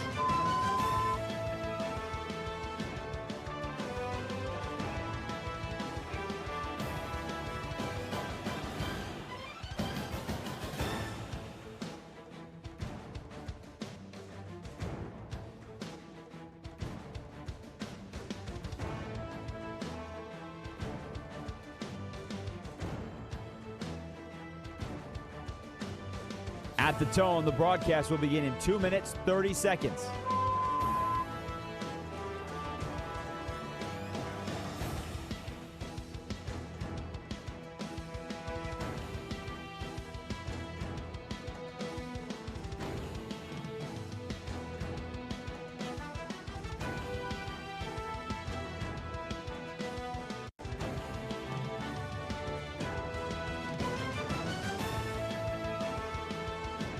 At the tone, the broadcast will begin in 2 minutes.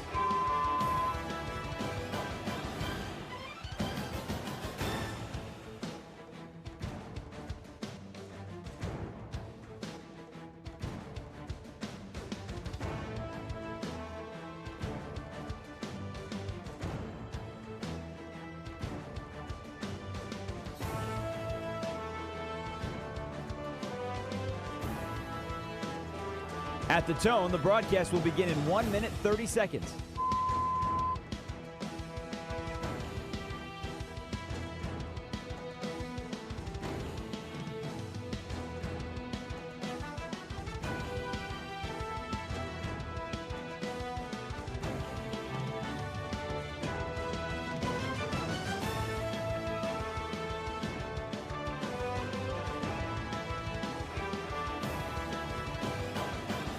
At the tone, the broadcast will begin in 1 minute.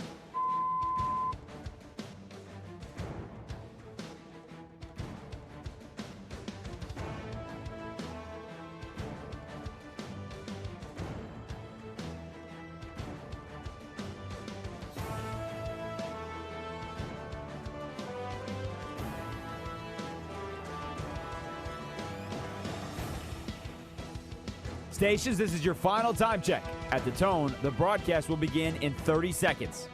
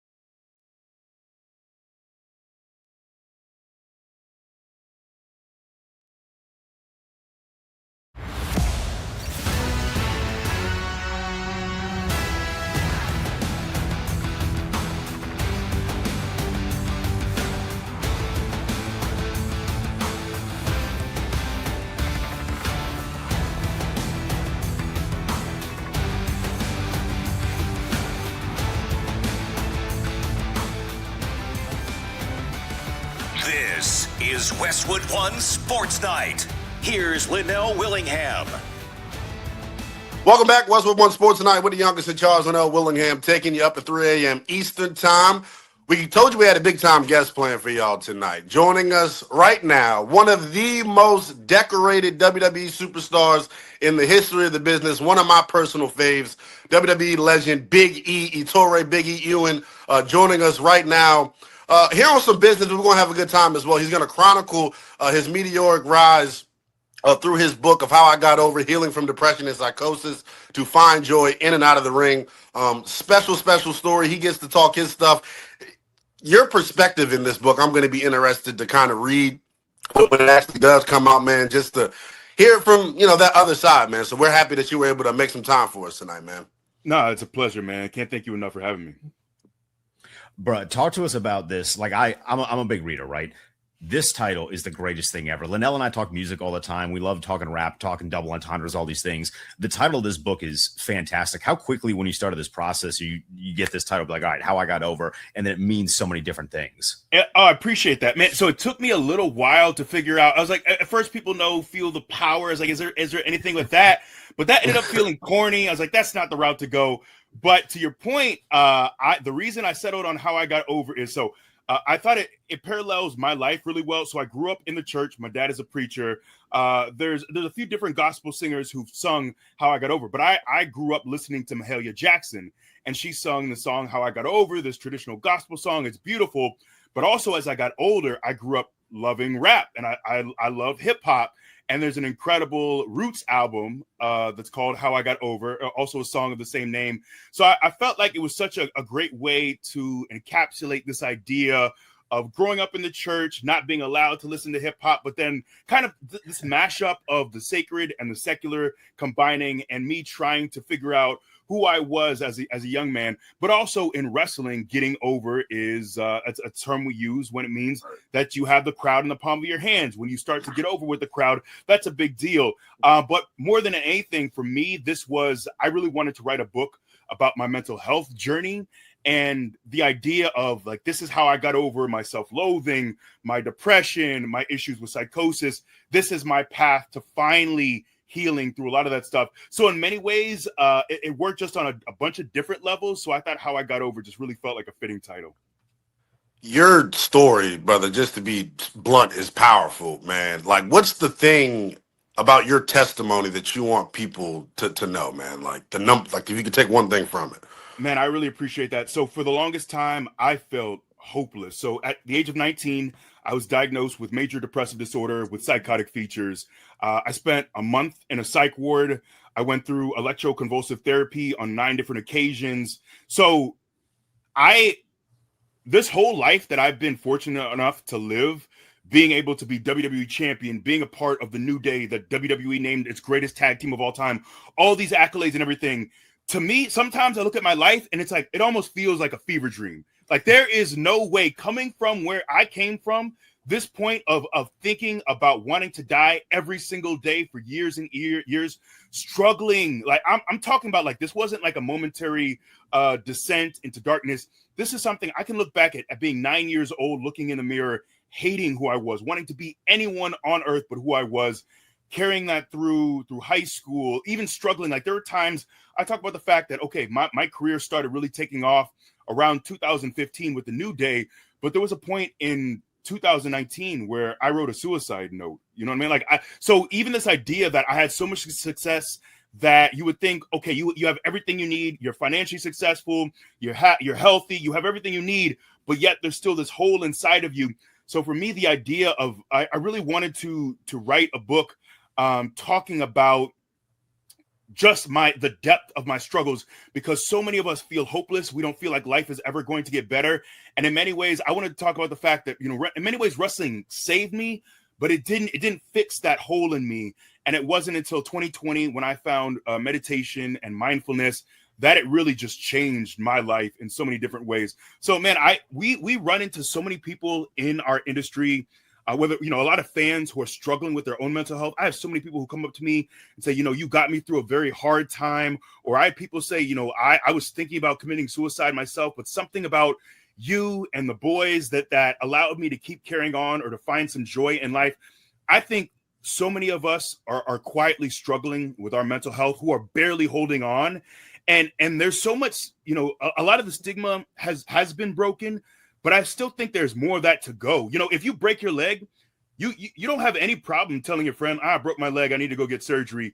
There is a path to recovery and treatment, and there's no shame in it. But yet with depression, with anxiety, with mental illness, there's still so much shame. And I think for someone like me, who has been on TV as this bright, colorful character with a big smile on his face, if I can be more honest and open about my struggles before WWE, but also what I struggled with while I was still on top, to let people know, because oftentimes there's this belief that because you have money or because you're on TV, you got it made, you have no problems, life is grand, life is beautiful. And so much of the messaging that we get in our culture is money will solve your problems, accolades will solve your problems, you know, having millions of followers will solve your problems.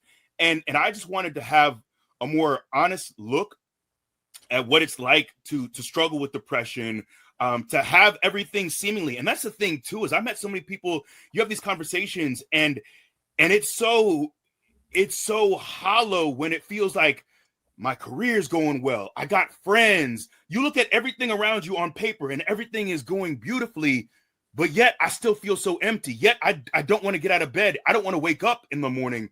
So I think the more we can have these honest conversations and not feel like someone is shaming us or someone is pointing the finger at us or someone is looking down at us, but the more open and honest we can be, I think, man, that's the path to really saving lives. And not just saving lives, but allowing people to live better lives. Like, I think, man, we all want to be better husbands, better sons, better partners, better humans. And more than anything, for me, the message is I want to be better for me. Like, I want to be happy. I'm fatigued. I'm exhausted from being depressed, from my negative self-talk. Like, I want to be good for me. So that's where it all started for me, was really just addressing the stuff that I had going on for so long. And man, it's been such a beautiful journey. People talk about the work, and there's a lot of work involved. I meditate every single day. I've been to therapy for years. I was on medication.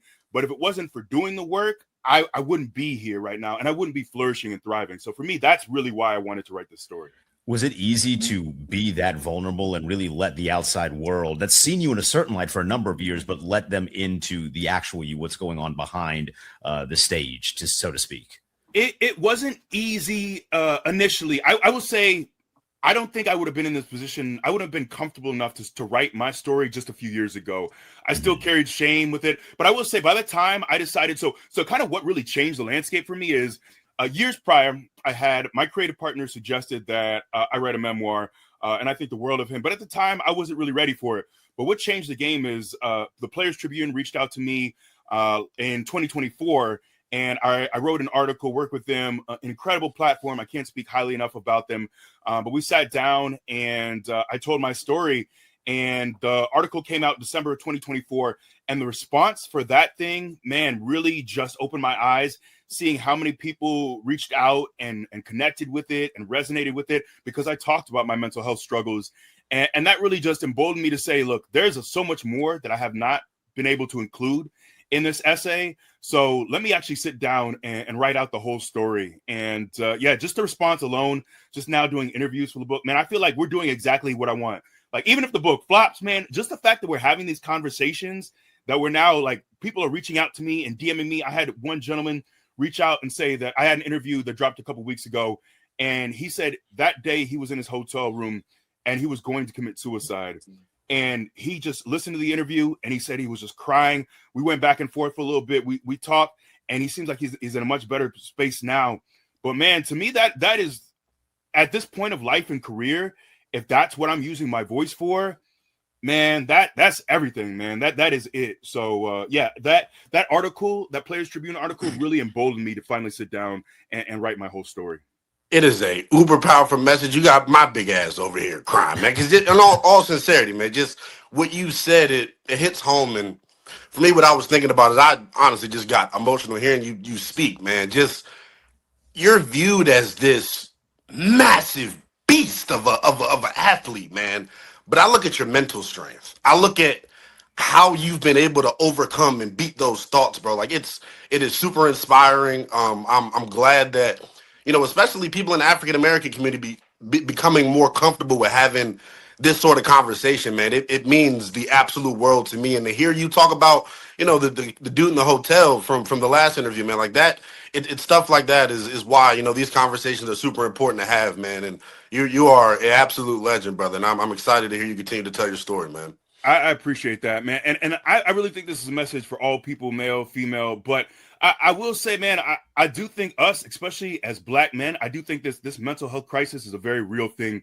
And for so many of us, like, I don't know how you grew up, but I grew up with this idea. My father always, like, a man doesn't cry. You don't show vulnerability. Right. You don't talk about your feelings. So for me, it was just bottling everything up inside of me. And over time, that might have worked for a little bit, but it got to a point where I just couldn't take it anymore. I couldn't hold anything else in. And I think for so many of us, we feel like we have to carry the weight of the world on our shoulders. I remember coming up playing football thinking, okay, I got to get to the NFL so I can make sure I can retire my mom, make sure I can take care of this. You just feel like not only do I have to be, in many ways, I have to contribute financially, but I have to be the strong one. I have to be there for people. And whether you're Black, white, this is something that so many of us just carry. And I just think, like, man, the more we can have these open and honest conversations and the more vulnerable we can be, because I think we also get a lot of the wrong messages as well. A lot of our media tells us that men's mental health is silly, it's nonsense. You need to just pick yourself up by your bootstraps and keep chugging along. But to me, there is nothing glamorous about drinking yourself to death, about drugging yourself to death, about taking out your inner pain and your anger on your kids or your spouse. Like, man, let's work on being the best people we can be. Let's address what's going on inside of us, because so many of us, we carry these things from childhood and we don't understand why we lash out when someone says something now that we're in our 30s or 40s, and we don't understand. And for me, I just wanted also to have more conversations about therapy, because I think there's a lot of misconceptions about therapy. And a lot of people think it's just, we're going to sit you down in this chair, we're going to pat you on the head, say it's all okay, it's your parents' fault. Right. But for me, it's like, how do I understand? I'm just trying to connect why I react this way to this behavior. Why? Mm-hmm. And for me, the more I was able to investigate and really look at, okay, this is why, because we repeat these behaviors over and over, and we don't necessarily understand why, or what makes us so angry, or what makes us feel so insecure. And for me, therapy was just about building that roadmap and then building the tools so that if I am dealing with a stressful day, okay, I know how to breathe through it. Or if I am feeling anxious on a certain day, it's okay, this is my path to dealing with it.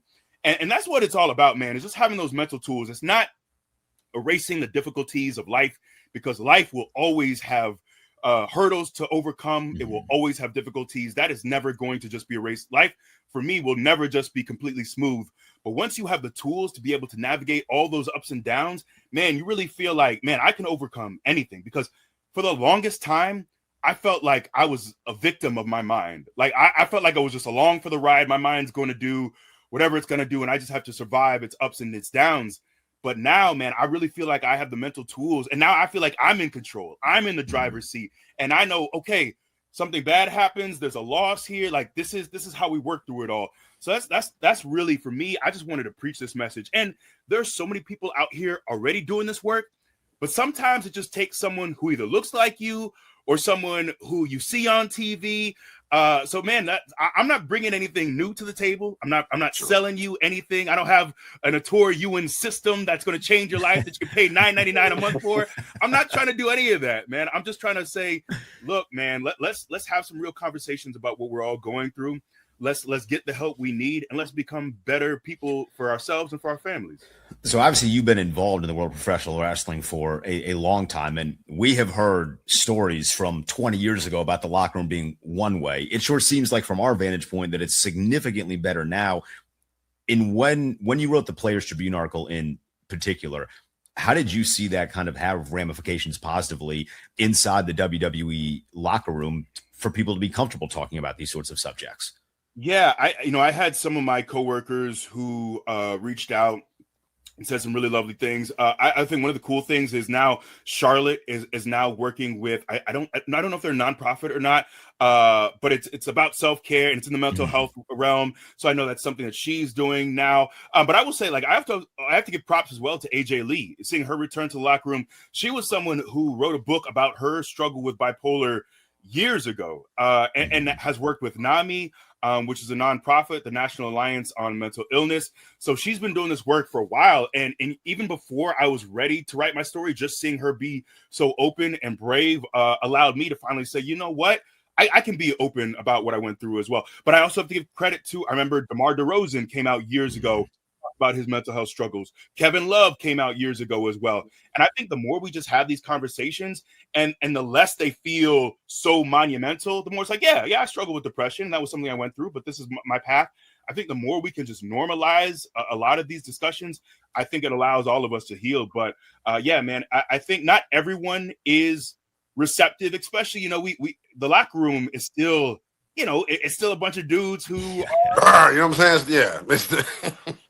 But I think in time, more of us will start to open up and be more honest about what we went through. Joined right now here on Westwood One Sports Tonight by WWE legend Big E, here to promote his new book, How I Got Over: Healing from Depression and Psychosis to Find Joy in and Out of the Ring. How I Got Over is available for pre-order now wherever books are sold. You can visit howigotover.com to pre-order your copy here today. Somebody cutting onions in here, man. Holy cow. Big E, everybody. If you want more of that raw, honest, gripping conversation, almost an entire hour we spent with former WWE champion Big E promoting his new book. You can check us out if you're watching the YouTube stream. You know about this already. If you're not, Westwood One Sports Night on YouTube. You can see the interview in its entirety. About 45 minutes left to go in that interview. I'll be honest, man. I've gotten to do a lot of really cool things since I've burst on the scene here in sports radio, locally, now nationally. Getting to cover my favorite childhood team growing up, the Commanders, is awesome.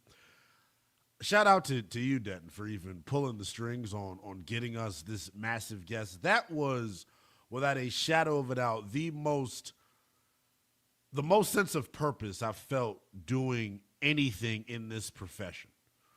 Obviously, it's cool. I go by the youngest in charge, right? I look to inspire those that are young and look like me and show them, hey, like maybe, being a rapper or a football player isn't always the way to go, man. Why don't you get into something like this?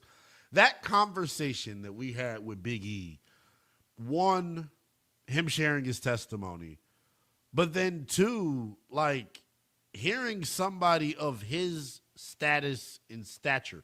And for some of you, it may be hearing somebody of my status and stature be that open honest about the mental health battles that folks go through, especially us as men. Just a super powerful conversation, gripping, and a sense of purpose, man. I feel really good after having that conversation because I know even if it helps just one person out there, we accomplished the goal. And then us getting a nerd out over the wrestling part was absolutely awesome as well, man, because he's special, dog. And I didn't realize this, bro. That spot that ultimately we think ended his career, it could have killed him, man. Yeah, there was people that immediately thought, oh, he's not going to be able to walk again after that. So you guys heard a snippet of that. The rest of the conversation is almost largely about wrestling after that, just because we started nerding out a little bit, which is as we do. But he was really cool. I mean, we did not expect to have him for an hour, and he was very, very gracious with his time. Talked some college football in there as well. I had like a list of questions that I still wanted to get to that I couldn't. We had a lot to. that we didn't get to. I mean, I wanted to ask him about what a twin was because of the viral moment on their old podcast with them and the Usos. And if you haven't seen it, you need to go watch it. It's like the most hilarious thing ever. I would call it a bit. I don't think it was a bit. Where what did he like?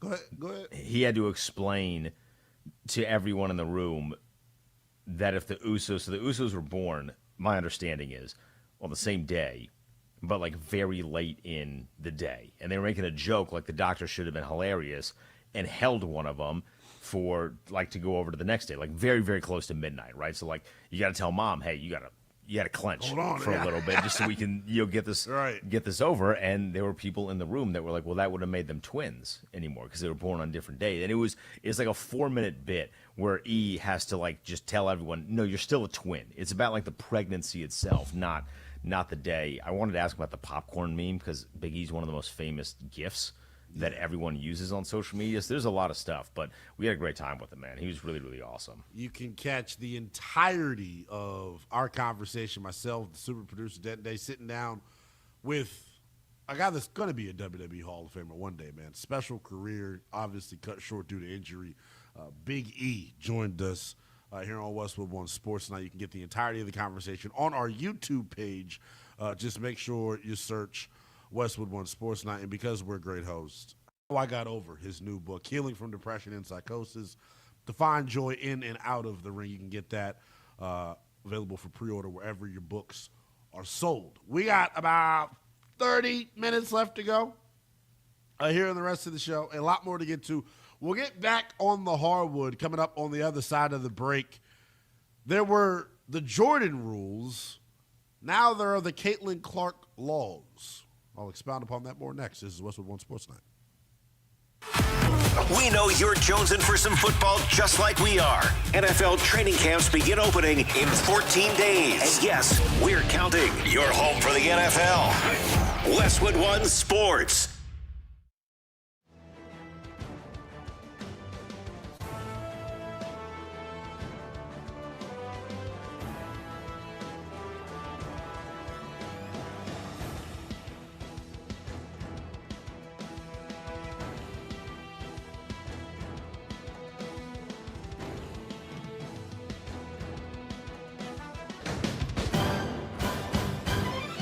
At the tone, the broadcast will begin in 4 minutes, 30 seconds.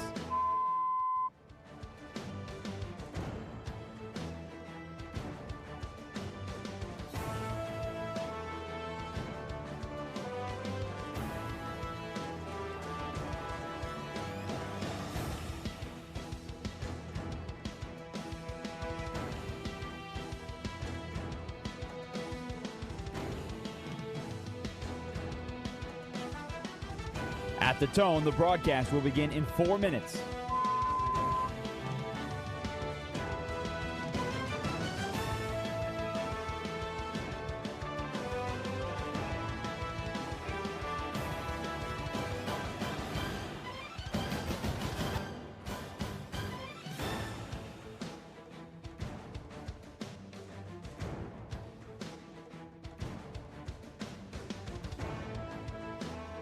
At the tone, the broadcast will begin in 3 minutes and 30 seconds.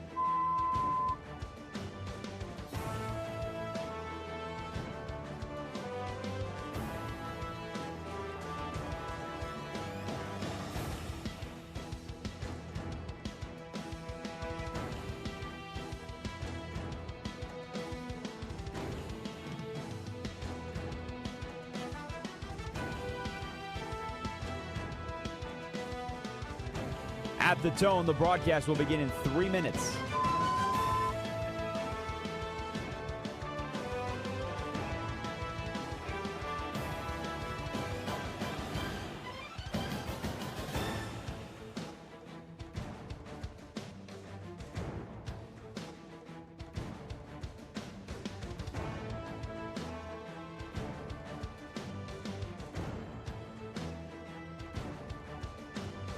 At the tone, the broadcast will begin in 2 minutes, 30 seconds.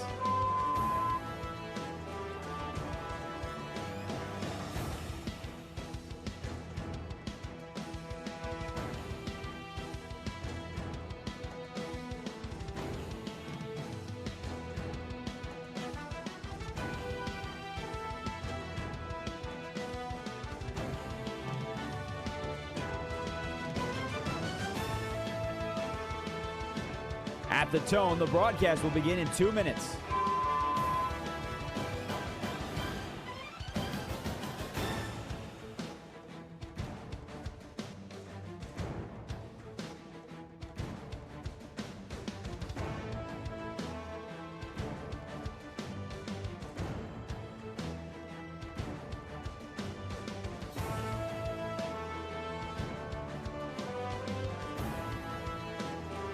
At the tone, the broadcast will begin in 1 minute, 30 seconds.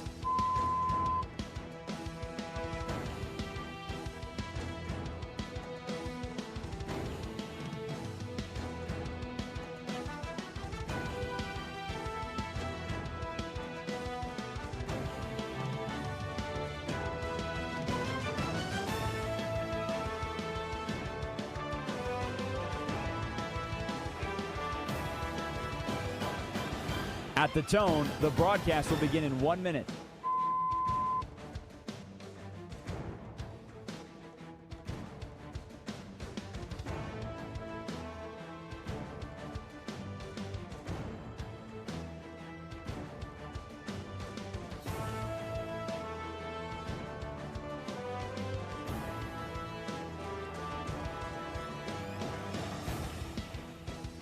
Stations, this is your final time check. At the tone, the broadcast will begin in 30 seconds.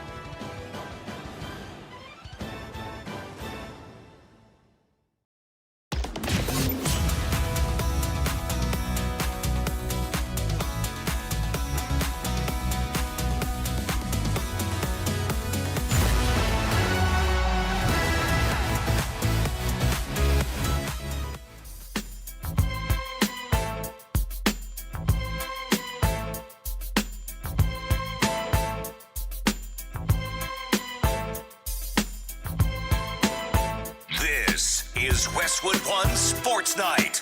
Here's Linnell Willingham. Here I am. Westwood One Sports Night continues, but a half hour left to go. Isn't that crazy? First show off vacation, flying by. Because we're having a good time, man. Kicking it here on Westwood One Sports Night. Talking text line, wide open for you per usual at 310-840-4910.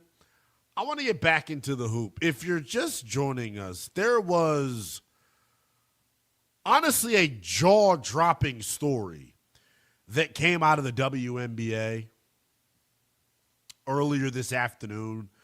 Kendra Andrews of ESPN reporting that a group of 11 Republican lawmakers led by U.S. Republican August Pfluger of Texas, they sent a letter to WNBA Commissioner Kathy Engelbert on Wednesday. Why did they send the letter, Linnell? To tell her how great the league is doing and to congratulate them on their new collective bargaining agreement and to congratulate them on their new expansion of the schedule? Sure, that is what the 11 Republican lawmakers sent a letter about, right? No. They sent the letter demanding, quote, accountability for, quote, multiple attacks against Indiana Fever star Caitlin Clark. The letter describes Clark, rightfully so, I would add, as the face of your league, someone who has generated massive fan interest, increased TV ratings, new corporate sponsors. You can have all of the disdain towards her as a player that you want. You can nitpick her defense all you want. You can talk about, the three-point percentage taking a dip all you want. What you cannot doubt, what you cannot deny, is the fact that Caitlin Clark is box office. Caitlin Clark has been nothing but a stimulus package to the WNBA from a streaming standpoint, from a television rights standpoint, from a ticket sales standpoint. She has been a massive, massive draw, but I am drawing the line in terms of how much she is being coddled. For Congress to stick their nose in this, and some of the quotes that come out of this statement is ludicrous. Where I'm lost with this, right? Congress is alleging, these 11 Republicans are alleging that, hey, the way she's being treated on the court is some form of discrimination or retaliation. They go as far as to say, if discrimination or retaliation is occurring and creating a hostile work environment, we support any appropriate investigation by who? The Department of Justice getting involved, potentially. The Department of Labor getting involved, potentially. Or the big guns, the Equal Employment Opportunity Commission. The fact that these super important entities are getting involved in this, one, is a total joke. Honestly. A total joke. The fact that Congress is trying to get involved. But the fact that this is the climate of the WNBA, I think is even worse. This is good, though, for the sport. I'll say it till I'm purple. This is great for the sport. This storyline, this headline is perfect for the sport. They need all of the storylines that they can get. That is why the NFL dominates through the entire calendar year. That's why the NBA,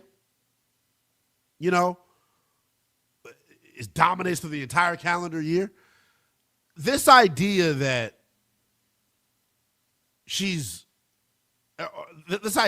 being picked on and that there's some sort of prejudice in how she's being officiated is a joke. Like, come on, man.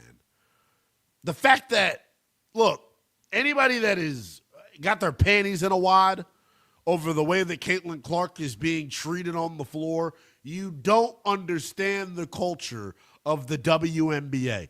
Caitlin Clark ain't the first, and she damn sure ain't going to be the last player to receive a hard foul in a WNBA game.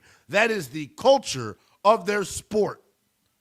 And look, I look at it from everybody's perspective, man. I try to be an equal opportunity radio host, right? When you look at it from the veterans in this league's perspective, talking about the veterans of the WNBA, I think she came into the W with a massive target on her back. One, because of how good she was. And then two, those conversations of how good she was, they kind of got hyperbolized.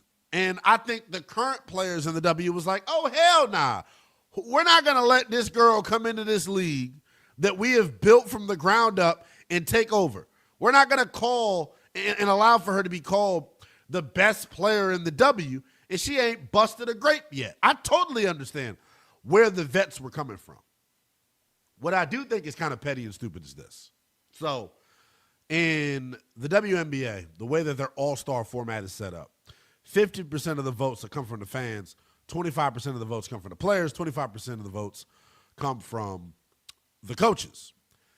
85 WNBA players voted Caitlin Clark as the 11th best guard in the W. Her peers clearly don't like her, and I think that's the problem with the league. You can give her tough love all you want, but this is taking it too far. The 11th best guard in the W. She's third in the damn league in scoring. She's second in assists. The Fever have the best record in the entire Eastern Conference.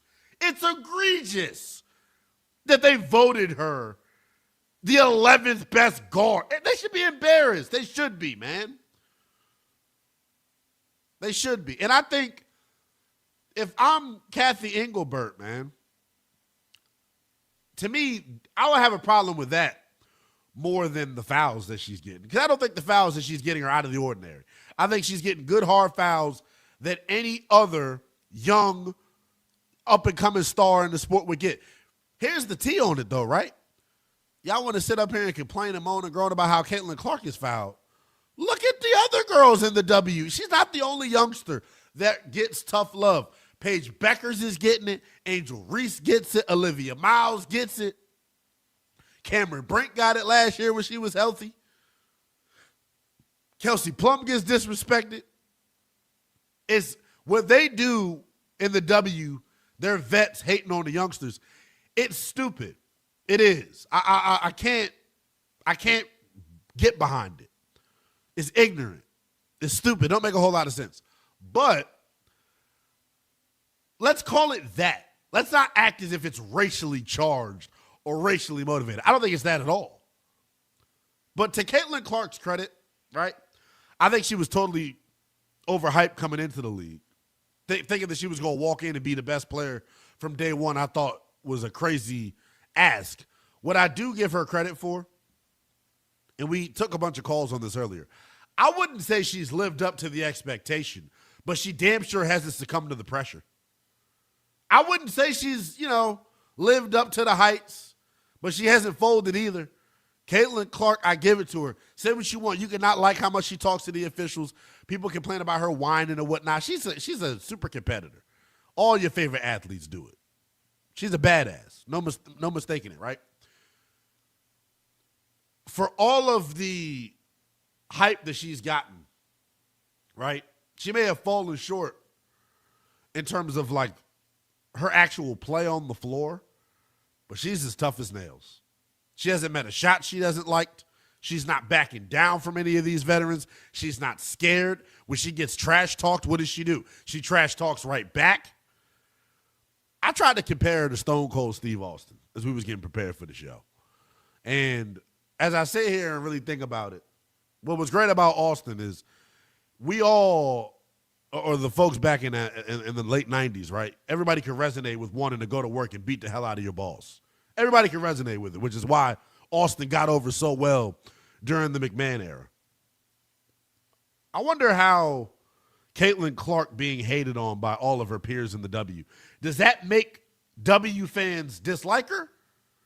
Or does that make W fans dislike the old grumpy veterans? Because I see both sides of the coin. What they need to do is chill out, though. Because let's just say, like Stone Cold Steve Austin, let's just say Caitlin Clark doesn't like the match that she's booked for and decides to take her ball and go to hell home and go play over in China somewhere. Then what? Then the W's screwed. Thank God she isn't soft. She's like not. that. Because I've seen that exact thing mentioned ever since this foul that has really taken the world by storm, which, by the way, I watched that like last week. I didn't see it live, and I would just saw It's still not even frames. that bad to me, bro. It was not that bad of a foul. It was not that bad of a foul, but I digress. We're way beyond that. This idea that she's just going to leave the WNBA, it makes her look like a loser. And she's could she far go from make that. money elsewhere? Sure, of course she could. But she's making money now. And she's a competitive freakazoid. That's one of the things that draws you to it. Like, is not just that she was really good in college. She was really good at Iowa. Right. You know how many of us care about Iowa outside of our guy Biggie? But you know how many of us care about Iowa women's basketball? None before her. That was really the magic of her she's this competitive freakazoid. So this idea that she's going to leave and take her ball and go home because she can go get like the big three is going to pay her millions of dollars, or she could go overseas to make a lot of money. I think a lot of people vastly overestimate the amount of money that is overseas in women's basketball. If they really had a lot of money, everyone would just stay there. Can I be honest? I remember when she was first coming into the league, right? That big three conversation came up because Ice Cube was like, hey, man, I'll pay whatever to get her. Her ass would get Baba-fried in the big three. You get destroyed. Are you kidding me? How the I hell Joe would, Johnson man, would go crazy on her. I think it's crazy to suggest that she can play against men. That's totally disrespectful. I also think it's totally crazy to suggest that, like, her treatment by her peers in terms of fouls is racially motivated. Like, that's a joke, man. Honestly. Like, anybody who says that and agrees or doesn't think it's ridiculous, you tell me you haven't watched the WNBA game without Caitlin Clark. Without telling me you haven't watched the WNBA game without Caitlin Clark. Those women get busy. Man, y'all go look it up, man. It's a video of Angel Reese literally crying. She got roasted on social media like a month ago because she was crying after a hard foul. Literally in tears, her big ass. Her tall ass crying is, I'm sorry, I'm being insensitive, but it was crazy. I do think, generally speaking, the physicality is a lot. Yeah, it is. Like at times it is distracting from the game because you're like watching someone get smacked upside the head and it's just like a normal behavior in this league. So like at times that is a lot, but the idea that it was never physical before Caitlin Clark is not accurate. But people don't like the WNBA, and that's fine. They like Caitlin Clark. That's fine. Which is A-okay. There are plenty of would you describe it to like Hulk Hogan, bro? People didn't like pro wrestling. They love Hulk Hogan. I like Caitlin Clark way too much to call her Hulk Hogan.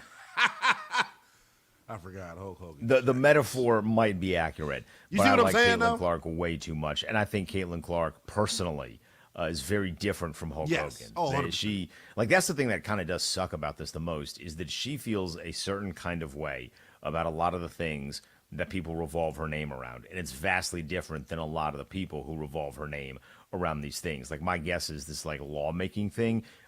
It's embarrassing to her. Yeah. Like, what do you mean? I have people in Congress trying to make people nice to me. That's like very loser behavior. And that's where part of me like wants to go to bat for, because to your point, like I don't think it's necessarily fair. And I don't think most importantly, I don't think she wants it. But like at the end of the day, in reality, she's not in any control of this. I think this is going to have the inverse effect of what Congress thinks. I think the fouls are going to come harder. I think she's going to get targeted. Like I can see this now escalating as a result of this. I can see the WNBA players saying, "Oh, you thought that was something? Watch this." Hopefully, fingers crossed for Caitlin Clark, that doesn't happen because I don't want to see her get hurt or see anybody get hurt. But she is polarizing, man. I love everything about it. I do think was a little overrated coming in, though. But she's done an excellent job. She hasn't lived up to the hype necessarily because I think that's impossible. But she ain't met a shot she don't like it. She don't duck smoke. I love it. We do have a text message. I don't necessarily think this text message is in good faith, but I feel like we need to address it. Yeah. The text says, so it's okay to bring street culture onto the court. Assault is assault. That's the text message. It's an idiotic text message. It's stupid. There is not a foul in men's basketball and women's basketball that, if it took place in a regular atmosphere, is not going to be classified as assault. There's like literally not a single time. You're getting smacked in the head. You're getting pushed off of a place. If someone just came to a restaurant and pushed you, even if it was just with their hip, in like a box out, like literally boxing out is assault in a restaurant. If a waiter boxed you out in a restaurant, you'd be like, what is happening over here? So this idea that it's like this massive assault on her, every single foul is assault, that's literally why it's a foul. Real quick, though, do you agree with me or disagree with me on that, Dan? Do you think this is going to charge the players up? And they're going to be like, I kind of think they already are. So I don't know how much. I was kind of watching the game tonight. Yeah. She played against the Sparks. She wasn't spectacular. It was her first game back from a back injury.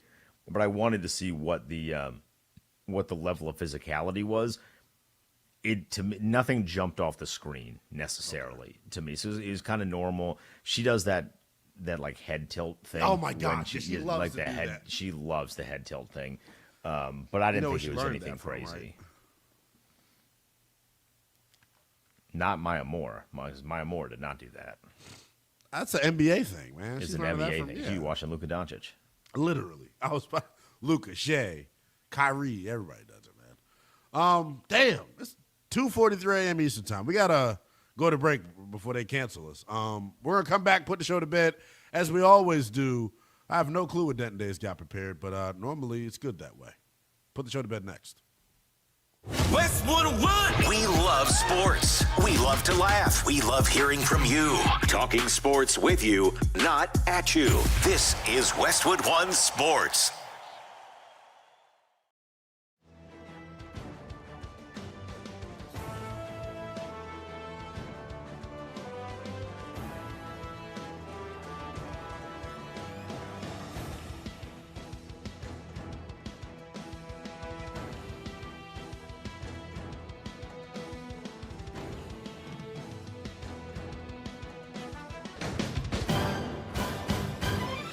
At the tone, the broadcast will begin in 4 minutes, 30 seconds.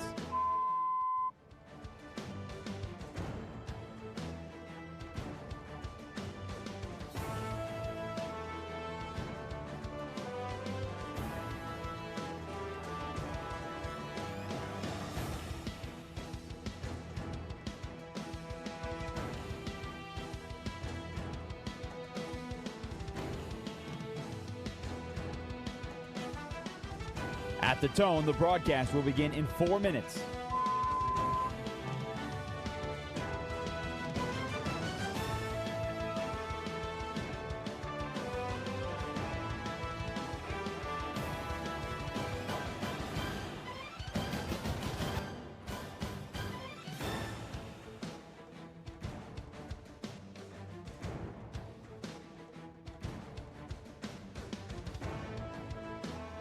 At the tone, the broadcast will be in 3 minutes and 30 seconds.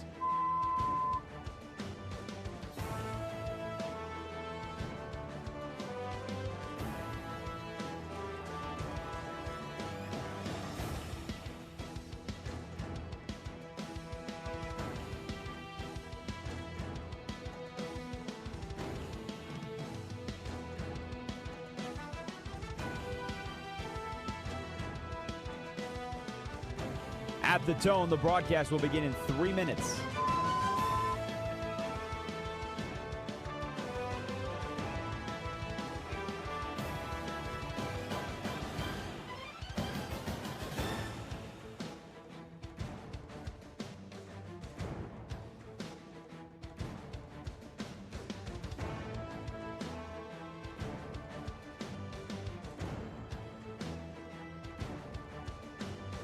At the tone, the broadcast will begin in 2 minutes, 30 seconds.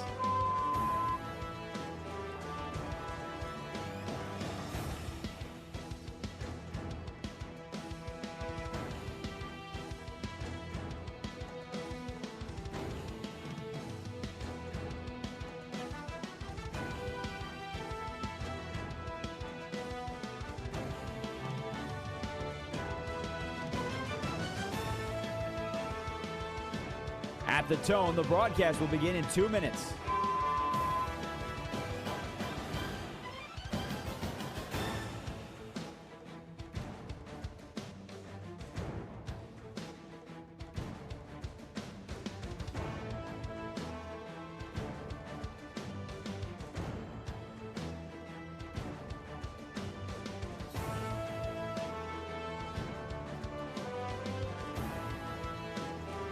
At the tone, the broadcast will begin in 1 minute, 30 seconds.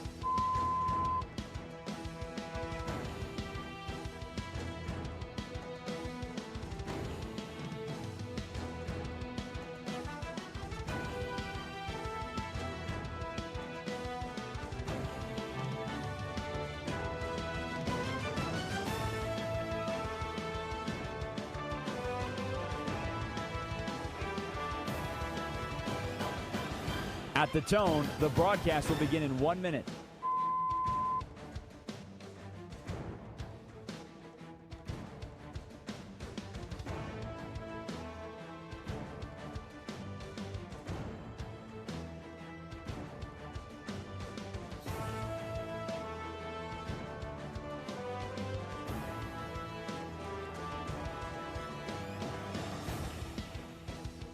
Stations, this is your final time check. At the tone, the broadcast will begin in 30 seconds.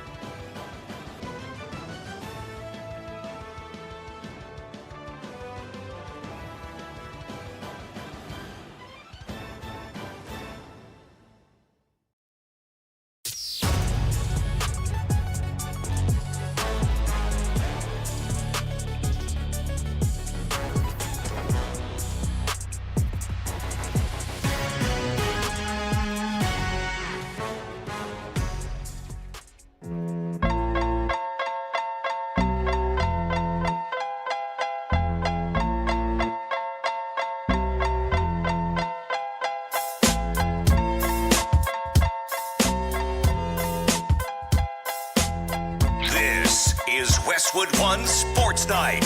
Here's Linnell Willingham. One final segment to put things to bed here on Westwood One Sports Night. What a show it has been. My guy Mike behind the glass coming back with the masterful tunes of one I could Dr. play this Dre. on piano during COVID. Damn. Did you acquire the skill during COVID? Yeah, it was when everyone was picking up bread making. I found a keyboard and I started learning to play the piano. It's the reason that AJ DeBance's in the NBA is because of COVID. He never would have worked as hard. Speaking of AJ DeBance, him and Darren Peterson in one of the most highly anticipated summer league matchups of all time. They're going to lock horns later tonight, 9 p.m. Eastern time, Jazz and Wizards on the big four-letter network that sucks. Without further ado, we do the same thing each and every morning to put this bad boy to bed. Denton Day puts our show to bed. Play those sleepy tunes, Taz.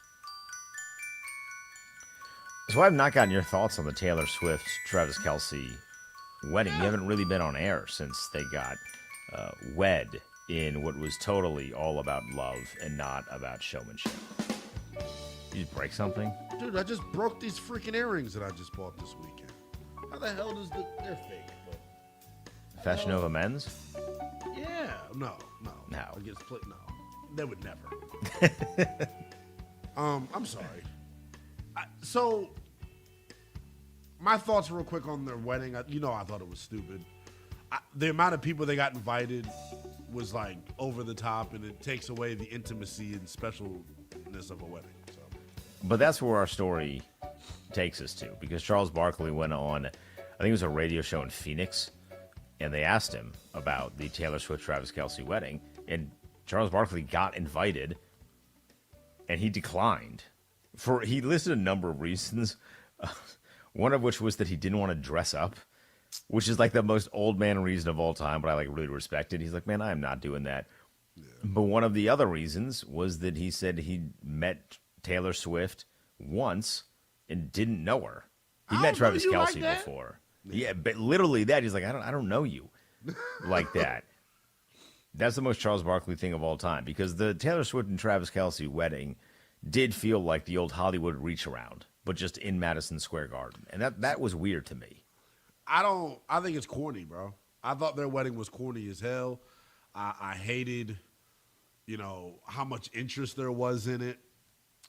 I don't think they're going to last. I hope they last. I don't know that Taylor Swift, and this is just is kind of a joke, but it's also not a joke. I just don't know that she has real friends that are not in the entertainment industry, because she is. Why did they go this route for their wedding? Who do you think this was his idea or her idea? Her idea. I do not think this was his idea. This was this was her idea, and she has friends in the entertainment industry, I think. But you know how hard it would be to be friends with Taylor Swift? If you had science class with her. Yeah. Now. Yeah, I mean that's. Hi Carlito says Swift now has more rings than Charles Barkley. That's a good one. I thought Chuck was married. Charles strikes me as a bachelor. He has grandkids. Oh, well, that doesn't mean he's married. That doesn't mean he's married, yeah. I'm not saying yeah, he's been married since 89. Oh, he's been married since 89? Yeah. All right, let's put some respect Why on I feel like Charles. never seen his wife? She probably does not want to deal with all the nonsense. Like, being a regular person married to Charles Barkley would be insane.